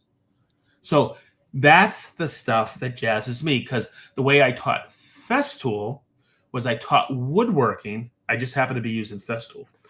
With Rubio Monocoat, I'm teaching finishing. I just happen to be using the best oil, hard wax oil on the planet. So, yeah. It's that easy. And yes, I love finishing. So when I mentored, and my buddy at Reliance Furniture Service, his name is Ralph Jackson. What a wonderful human being. He handed me a book. He goes, I just got this book and I'm going to sell it to you. I went, oh, thanks. And I read it from cover to cover. And I think I bought it for $20 from him because he had just bought it. And it was Understanding Wood to Finish by Bob Flexner. And that took all and he goes, what'd you get out of it? I go, water and oil don't mix. He goes, okay, you got the gist of it. And so you want to hear something really cool about that? There was a time I was working there, and Ralph goes, someone's knocking out front at the screen door. This is in Oaken Park, Florida. So I go up and I go, yeah, what do you want? He goes, Ralph in? And I go, who's calling? He goes, Bob. Ralph comes up behind. He goes, come in, Bob. It was Bob Flexner.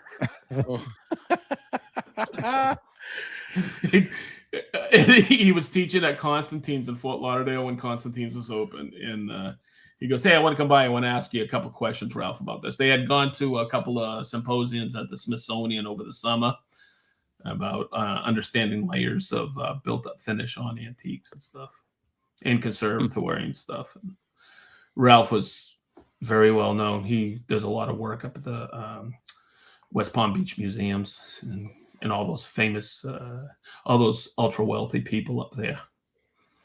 Just a super duper guy. Cool. Yeah, so I got a question for you. Shoot. Just getting more hand tools. Ooh, what have I got? I'm gonna. Not recently, Steve.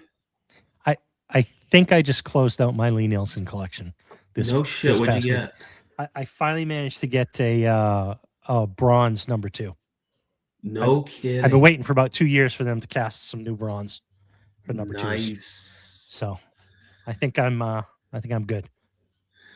When you say new hand tools, no. But okay, so I'm gonna do a video on this. I started my notes on this one today. I got something this summer. Okay, so we shot a video on the Graco Ultra Shot about 2 weeks ago. We're going to release it. We're releasing right now every other week because it's summertime. Mm-hmm. Yeah. And because I don't want to burn through videos just to burn through good videos. It's kind of slow during the summer on the. It is wicked slow this summer. And but we shot the Graco. I was spraying my laundry room drawer fronts and doors. And I had bought that Ultra Quick Shot last year, and I had been using it, but I wanted to do a video on shooting and stuff. And it came with DeWalt batteries. So I got another goddamn charger, right? So I said, what else do these schmeckles get? Right? And that's kind of clean. You got to know German to know schmeckel. Yes. And okay. And I learned a lot in international tool. And I'm doing a video about battery platforms because I have a Milwaukee tool I bought years ago that I need.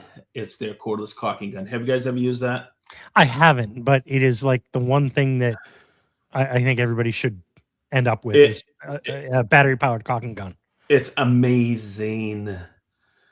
What are you laughing at, Joey? Joey's laughing at me. Oh.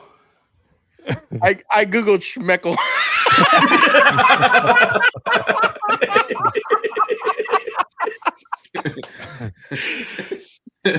Nice. What else those schmeckles got? Oh shit! Sorry. So Louis, who owned International Tool, Lou Wild, he was this guy from Brooklyn, and he was amazing. And he would say stuff, and I'd repeat it, and his kids would go, "No, don't say that." One of them was schmeckel. And there were some other ones I can't repeat because they were really, really bad. I actually heard him say to somebody, tell him to go shit in a hat. He had no filter. Oh my God. He was in his late 70s then, early 80s. What a great guy. So what was I talking about? Battery platforms. Battery platform. So it came with DeWalt batteries. So something came across my feed. I think it was in March or April. Acme Tool. They were having a DeWalt pruner. Oh. Battery pruner. I bought it. Oh my God, is it awesome? Because I love gardening and keeping my property up. Yeah. And because I'm always buying Fisker pruners and hand pruners. This thing's amazing. You get 1,000 cuts on a charge. Wow. It's amazing. So I'm doing that because when you buy a battery or get a battery platform of a tool that you want, you start looking at other things like the Milwaukee cordless caulking gun. I said, wow, this is amazing. What else does Milwaukee have? And I bought their 3/8 ratchet, and it's phenomenal. Yep. Their impacts are good too. So recently, there's a lot. Huh? There's a lot. There's a lot from Milwaukee.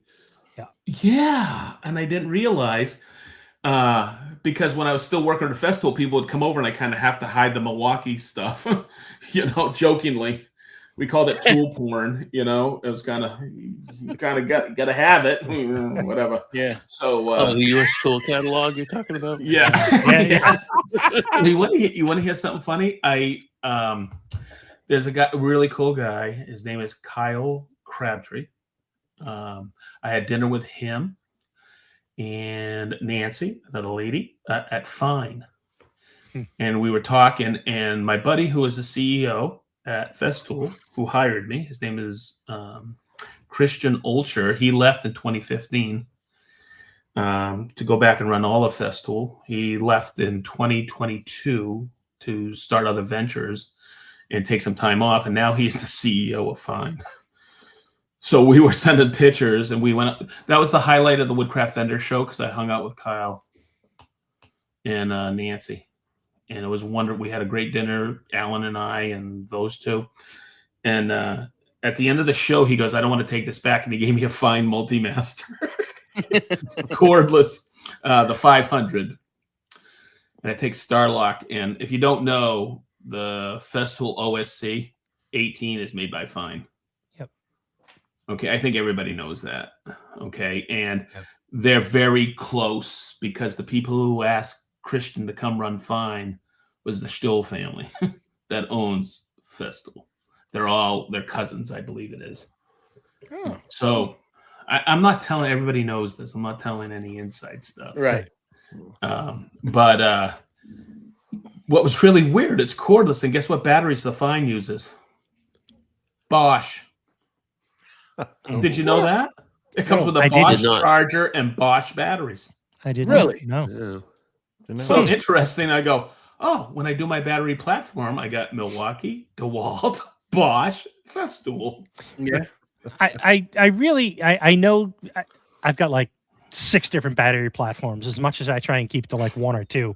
And it was actually the Ultimate Quick Shot that got me into the DeWalt battery platform, which now I have a couple of the DeWalt Palm routers. And, you know, I got Milwaukee, I've got Festool, I've got old Bosch from like 20 years ago.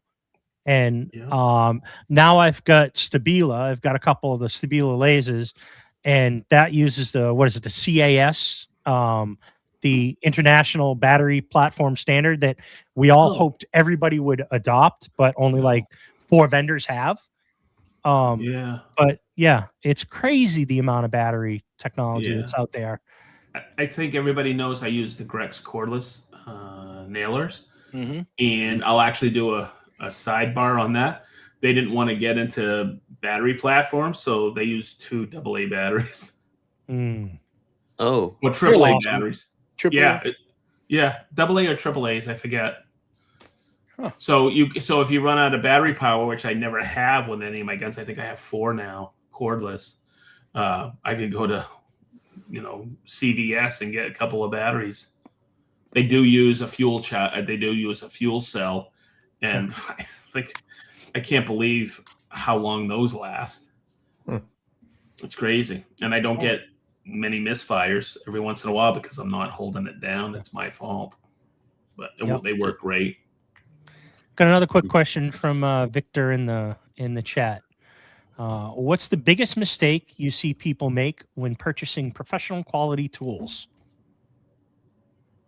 Wow. What's the biggest mistake people make when purchasing professional quality tools?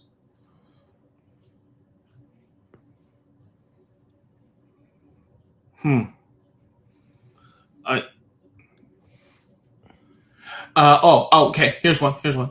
Not consulting with somebody from that brand that they trust that can lead them to the right choice. Okay, and let me use a couple examples at Festool. Someone says, I'm thinking of between the 55 and 75.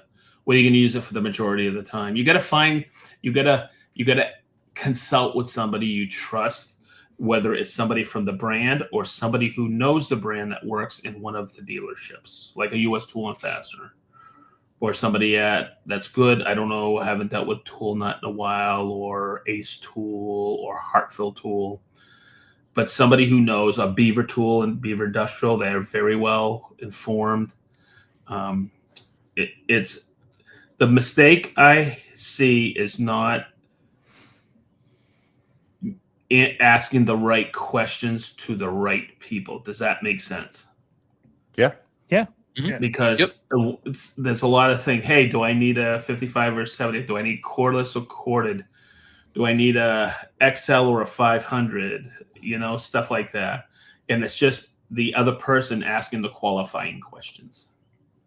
That's the mistake I see day in, day out, especially with the Domino, especially with the track saw. Which one you need. And most people say, well, I want to get a 75 just in case. Most people return a 75 because it's too bulky for them. It's heavy. I mean, just in case. Yep. Yep, I have the DF 500, and I've been at Rockler before, and I've picked up the XL, and I've been like, wow, that is significantly heavier than the 500. Yep. Yeah. And Yep. I haven't run into the spots where I need the XL even. So the 500 works fine for me. Most people will be satisfied with the 500. Mhm. It's just you need the 700 for certain things. Yeah. Somebody says, "Oh, we'll never." When I was working at Festool, he says, "Oh, we'll never sell that 700s for big stuff." And I went, "What are you talking about? Everybody wants to build big stuff. And when people have that need, they'll get the 700. You know, they would underselling themselves. It's because they'll sell them push them. I hate that word, push. I hate lead them into suggest the 500 because that's what they need. And if they build something big, which they will, they'll get the 700. You know, it's like I bought a 75 on Recon. Recon employee was really good pricing, and I couldn't pass it up, so I got a 75 at that time. The only time I've used it is I give it to Jason for a review. I haven't needed it yet, but I have it there when I need it. It's kind of like a Recon. Did the same thing. Yep. What do I grab all the time? 55. Yeah. Especially that cordless 55. Yeah, that's nice. That's wicked nice. Yeah, I have that also. I love it. Yeah. But we will not reveal what we have because if my wife is listening, she doesn't need to know what I get it. I get a It's in the TS60. box. I got a corded TS60. I don't care. I don't need cordless. All right. Russell wants to know, Sedge, are there any projects on your bucket list that you haven't built yet? Any boats in your future? No boat. No boats. He's too busy trying to teach Jason how to sharpen his tools. I know. No. Yeah, there's a big bucket list one I want to tackle. So the laundry room I could have been finished 3 months ago. And but I still have to I got all the doors on. I'm waiting to put the hardware on. It's all sitting there with everything. It's just filming it. Yeah. Drawer fronts are all done. I just gotta set them. I got these great installation tools. It's just about creating content. So that's the countertops are all sanded, and I'm going to do a miter joint, but I haven't done it because guess what? I want to shoot the content on that. I want to show people how to. I got all my stuff ripped to do templating, to do my skeleton template for the countertop, but I got to shoot the video on that. I think that's very good footage.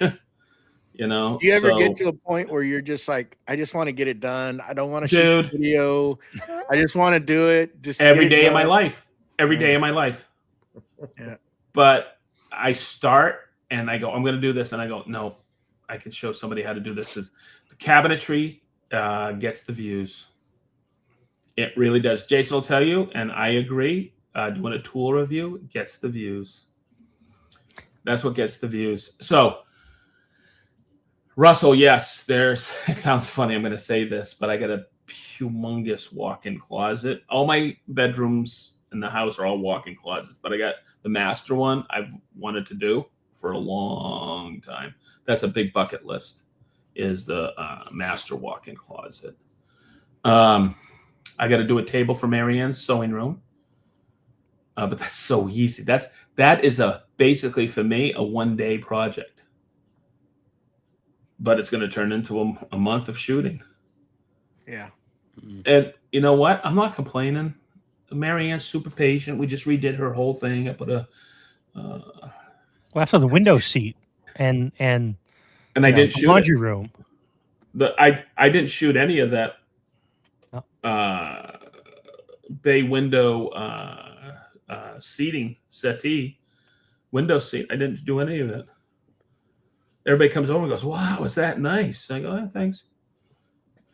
There's a beautiful cherry top to it. You never see it because Marianne put a big ass cushion on it. But I templated that, and Marianne looked at me. She went, "That is so cool." So I cut the piece of cherry ply and put the drop edge on it off of the template, and it fit perfect. And she goes, "Can I borrow that?" And yeah, and she used it to do her cushion. People don't, and as I was doing the countertops and looking at it, I go, I'm going to do a skeleton template on that because it's really easy. It's just ripped cardboard at 50 millimeter, and you use a glue gun, and you get the exact dimensions. And if you want to scribe the wall, you can scribe it right on there. So you can scribe everything in the shop. You bring it up, and it's a perfect fit. You don't have to scribe it there. I've done that my whole life. It's easy. Yeah. So, have you ever done that, guys? Template stuff? No, I haven't had an EP. Make a good video with it. Yeah. So that's the hesitation I have. You know, I'm in no hurry. Marianne is very understanding because everybody walks into the laundry room and goes, "Holy crap!" You know, but yeah. So what do you make when you want to just make something and you don't want to film it and you just need to like build something? What is it that you enjoy building? I built Marianne anything she wants. So she asked me a long time ago. She goes, "I waited 17 years for that," and I used it for some Rubio content with DuraGrit. I just built this planter, and we discussed this on the Three Splinters podcast, where because Ronnie and I asked them about this. For me, in woodworking, there's two types of brains. There's plans and no plans builders. I go, "Ronnie," because I heard him a long time ago. "Yeah, I just go with it," and that's me. But yes, I've had to work off of plans. Yes, I have designed plans for clients, but when it's me, I just design something. It's a stand-up planter between this one wall, between my double doors and single bay door garages. And because we've always had a plant there and she wanted something up high. So I just designed a pressure treat. Because everybody goes, do it out of this. I go, no. Have you priced cedar lately? It's like, Jesus, what do you think this is? What do you think it is? Ebony? It's crazy. Yeah. So I built it out of PT, and I did it out of affordable material. And I put it, Marianne goes, "That only took you one day." And I go, "Yeah, but I've been thinking about it for about a month." The design was in my head. And what I was doing is, even at night, I wake up in the middle, I got to do this process first, this process to make it all come together. And then as I did it, and it came together, she was like, "So what are you going to do?" I go, "I'm going to shoot some content putting DuraGrit on this." I didn't spray it. I put it on with a brush. And she goes, "It's beautiful." And I go, "Well, thanks." It's because I saw all these designs online and no one was doing it how I wanted to do it. So I just did it. And God, I'm rambling on this and I apologize. No. So I just bought enough for 2 more. And yes, probably at the end of August, I will do a video on it. Because there's a lot of great processes involved in it. Tapering, beveling, working the domino on a bevel, and then putting it together where everybody thinks I have to cut a bunch of different angles, and I don't. And guess what I put it together with? Other than the domino, I put it together with a crown stapler and stainless steel staples. It'll last a lifetime. Nice. Someone says, Chris goes, "How'd you attach the top?" I go, "How do you think?" And he looked at it and went, "Dominoes?" I know. No. I made a mitered frame and went chugoo, chugoo, chugoo, with the crown staple and filled it with putty. He goes, "You filled that?" I go, "Yeah, DuraGrit hides everything." Yeah. Mm-hmm. Yeah. People overthink things. Yeah. So it sounds like you got a lot that you're working on and a lot of things that you've got plans to build and everything.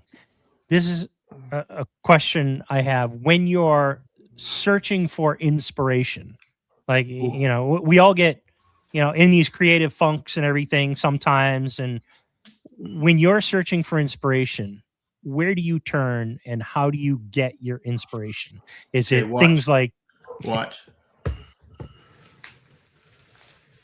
Books. Should I go through the whole? For our audio listeners, Sedge is sitting in front of a very large bookcase with a lot of woodworking books. I collect them and I read them. I actually read them. And I got inspired recently because you guys all know this guy. He's very famous.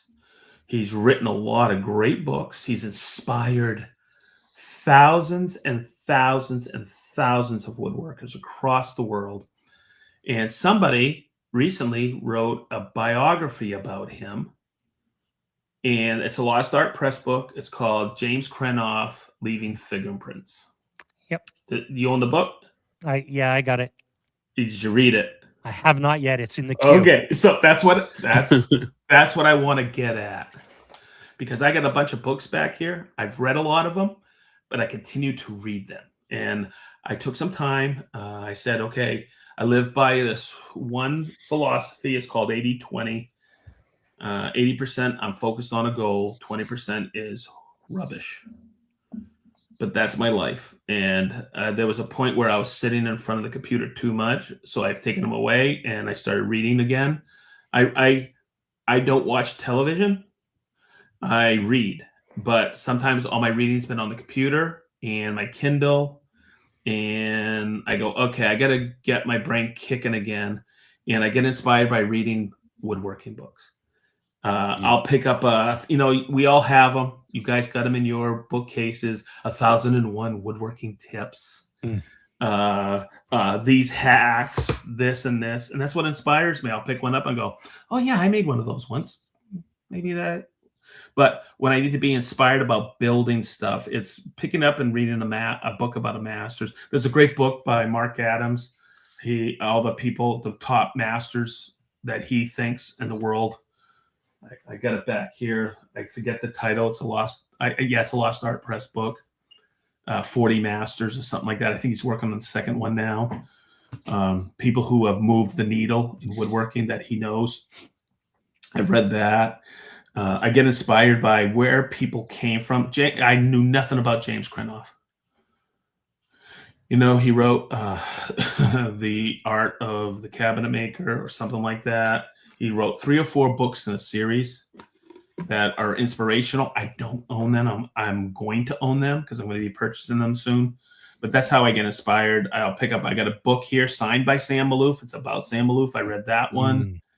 I get inspired of where people came from and how they got inspired. And, you think about stuff, and Krenoff was a unbelievable cabinet maker, but he did plans, but not a lot of them. All of it was always evolving, and that's what I like. I like people who design that it's always evolving. So, real quick, you brought it up, Lost Art Press. Explain it a little bit.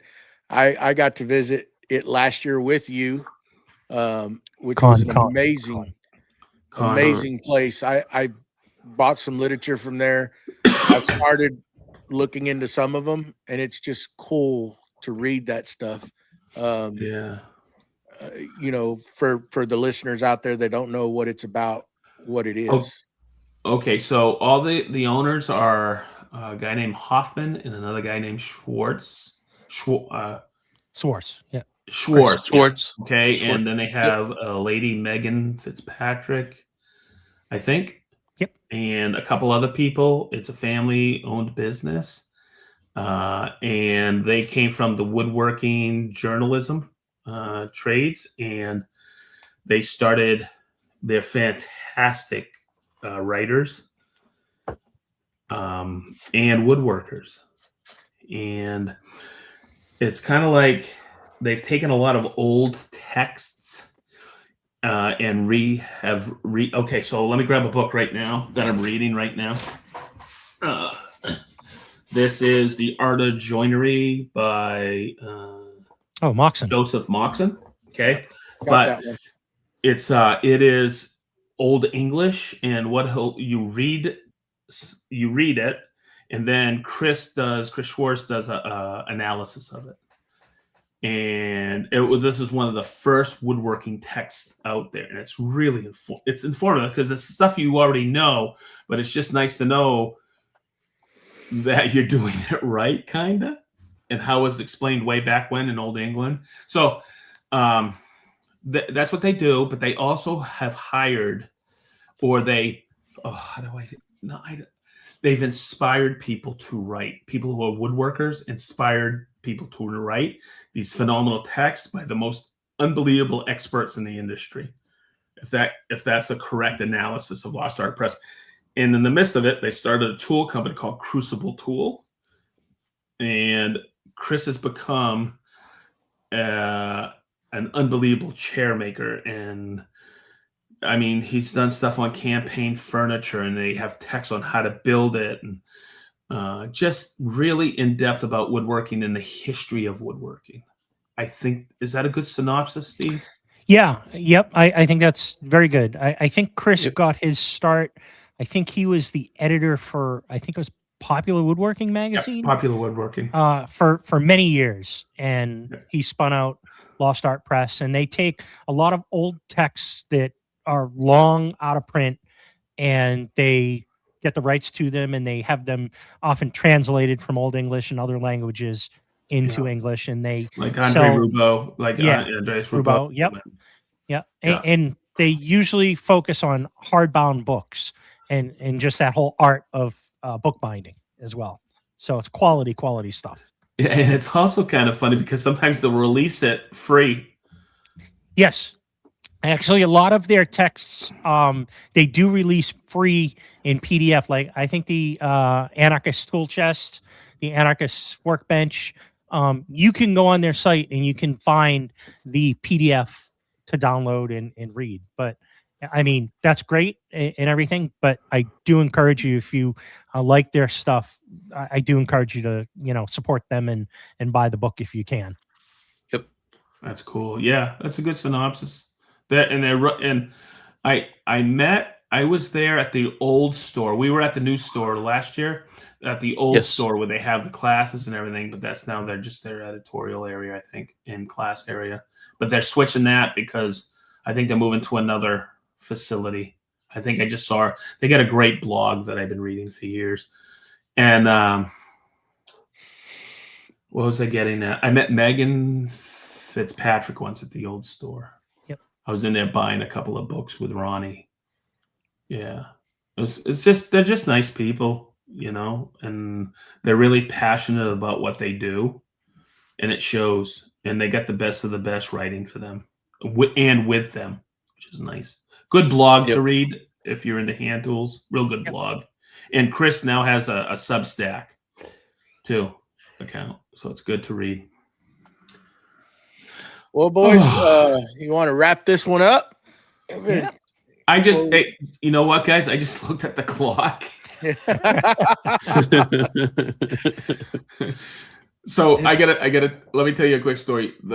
I had never done a podcast. I had never listened to a podcast, and I was on the set of this old house, and Nick Schiffer came by and he said, "Hey, I've been trying to get you to do our podcast, Martin Craftsman. We're in town. We're going to be at Jeff Sweener's shop tonight. Why don't you come by?" And so, because we're doing a podcast with Jeff. So I went out to dinner with the owner of this old house, Ventures. His name was Eric at the time, Eric Thorkelson. And we went out, and he goes, "You want a drink?" I go, "Hell no. I'm supposed to do this thing called a podcast." I had never listened to one. Okay, so listen, you guys gonna laugh. It is now 9 p.m. I didn't have anything to drink, and Jeff is finishing up. He comes down from upstairs in the shop, the office. I go up, and it was Tyler, Nick, and Hourahan, that guy, who was funny as hell. It was when he was on the podcast. Then I get up there, and Hourahan asked me, he goes, "You've never done a podcast, have you?" And I go, "How long have we been recording this?" He goes, "For 15 minutes. you know how we were doing the pre-show, you guys, and they were recording that. Yeah. And we were talking about lifting. And then I looked at the clock. You ready for this? It was 12 o'clock. At about 10, I didn't know, Chris Hermides, if you know him, he now works for This Old House. But back then he was working for Tools of the Trade. He came in because I knew him for a long time. And he came in and started hanging out. And then they cracked open some beers. And we just shot the general BS for all that time. I had no idea. So as I'm walking out, Nick goes, "You going to listen to this?" Like, what the hell? No. So about 2 months later, I'm driving down to North Carolina. It's a 9-hour drive. South Carolina, my buddy's property. That's where I used to vacation. He had a couple 100 acres down there. And sorry, I'm rambling, but this is kind of funny. So I said, maybe I'll listen to these podcast things they're talking about. So, because they said they did Norm and Tommy and Kevin. And so I listened to Kevin's and I went, oh, this is pretty good. And those are about 2 or 3 hours each. So I'm ending Kevin's and I'm now in Kentucky. And Marianne calls me. It's because I left at 4 a.m. And Marianne goes, "Where are you?" And I go, I don't know. She goes, "What do you mean you don't know?" I go, "I'm listening to a podcast and I'm losing track of time." She goes, "Well, pay attention." Right? So the next thing I know, I get on with the one with Norm, and that was 3 hours. And now I'm in Tennessee. And Jim calls me. He goes, "Hey, how you doing, curly boy?" And I go, "Great." He goes, "Where are you?" I go, "I don't know." "What time is it?" He goes, "What are you doing?" "I'm listening to a podcast." He goes, "What the hell is a podcast?" I go, "They're great. You lose track of time." And then all of a sudden, I got into Tommy's. And next thing I know, I'm pulling in to his property. And he goes, "Are you okay?" He goes, "You're usually exhausted. You're like on fire." I go, I don't even know how I got here, Jim Bob." And he goes, "Well, did you get in any accidents?" I go, "I don't know." I was so freaking hooked on podcasts going forward. So 2 years ago, and from then on, I was listening to podcasts. And then I got hooked on Joe Rogan. And I'll listen to a Sean Ryan every once in a while. Okay. Someone says, "Do you listen to the Three Splinters?" I went, "No." I've never listened to one. You guys ready for this? I've never watched a Festool live. I did 236 of those suckers. So I hate watching myself. I hate it. So, and listening to myself. So Marianne goes, "Who's this Joe Rogan?" Because we had 2 9-hour drives out to South Dakota, Mount Rushmore. So a podcast and a half. Oh my God. Yeah. So yeah. So we get in, we're driving. We had just headed out of Indianapolis. She goes, "Put on one of these Joe Rogan podcasts and talk about all of that." So I put on RFK when he was running independent. And she goes, "He's really hard to listen to." Okay, because he is. Okay, RFK. And all of a sudden she goes, "He's running for president?" And I go, "Yeah." She goes, "I think I'd vote for him." Because back then, RFK, right? Yep. He's the secretary of, what is he a secretary of? Health? Is it Health and Human Services? Yeah. Health and Human Services, yeah. Okay. Something like that. She goes, "He's a wonderful human being." I go, "He has been depicted as a quack because they don't fully interview him." Even Joe said, "I was a little apprehensive because I didn't know you. I got to know you and you got to say exactly, it wasn't a soundbite." Right. So she goes, "Who's next?" Next thing I know, we listen to Quentin Tarantino. Then we listen to Oliver Stone. We listened to Oliver Stone, and she goes, "That was really good too." So the next day we wake up, and then we had another 9 hours. She goes, "Put on Rogan." So on the way home, we listened to another 6 Rogans. We did 12 Rogans.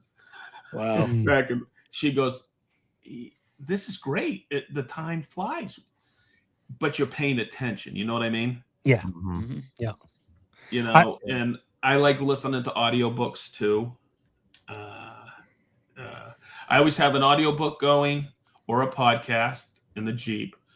I have a Kindle where I read a lot of nonfiction. Now fiction, and now I'm reading this.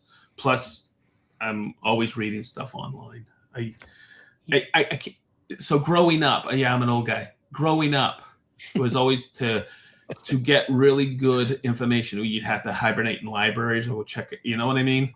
Yep. And nowadays, I am so enamored that I can learn so much for so many experts online. Mhm. It's free. Yeah. You know? Yeah. And then, okay, so let's think about this, gentlemen. We're offering our services free to a lot of people too. Mm-hmm. Yes, we are. Right? And that's what's wonderful about podcasts. Joe says it. Joe Rogan, I think, says it best when he says, "I'm just having fun and I get to learn. I am getting an education from the smartest people that I interview in the world." And he does. Absolutely. You know, it's really cool. Yep. And I embrace a lot of stuff and go with this world and where it's going. It's pretty cool. You mentioned Sean Ryan. I love me some Sean Ryan podcasts. Great podcast if you haven't checked it out. But he just recently had Dirty Jobs. Mike Rowan. I saw an excerpt. Yeah, great podcast. Long. It's like 3.5 hours. Yeah, I saw a couple excerpts on YouTube. JRE clips. I watch that religiously. You know, it's another good one is a Diary of a CEO. Yes. He's great great conversations there. Yeah, great conversations. Steven, I think his name is. I don't know his last name though. Yeah. Great name, by the way. Yeah, he's funny as he's good. But the one thing I gotta stop is watching all this stuff about AI. You know, because it scares crazy, it scares the crap out of me sometimes. All right, so scare the crap out of you. Here you go. I'm going to give you an audio book to put in your queue. Robopocalypse. What is it? Robopocalypse. Really? Yeah, add that one to your queue for science fiction. Yeah. Oh, Not so science fiction anymon. Isn't that crazy? What was it? Demon by Daniel Suarez, I think. DAEMON that was a good book. What is it? DAEMON.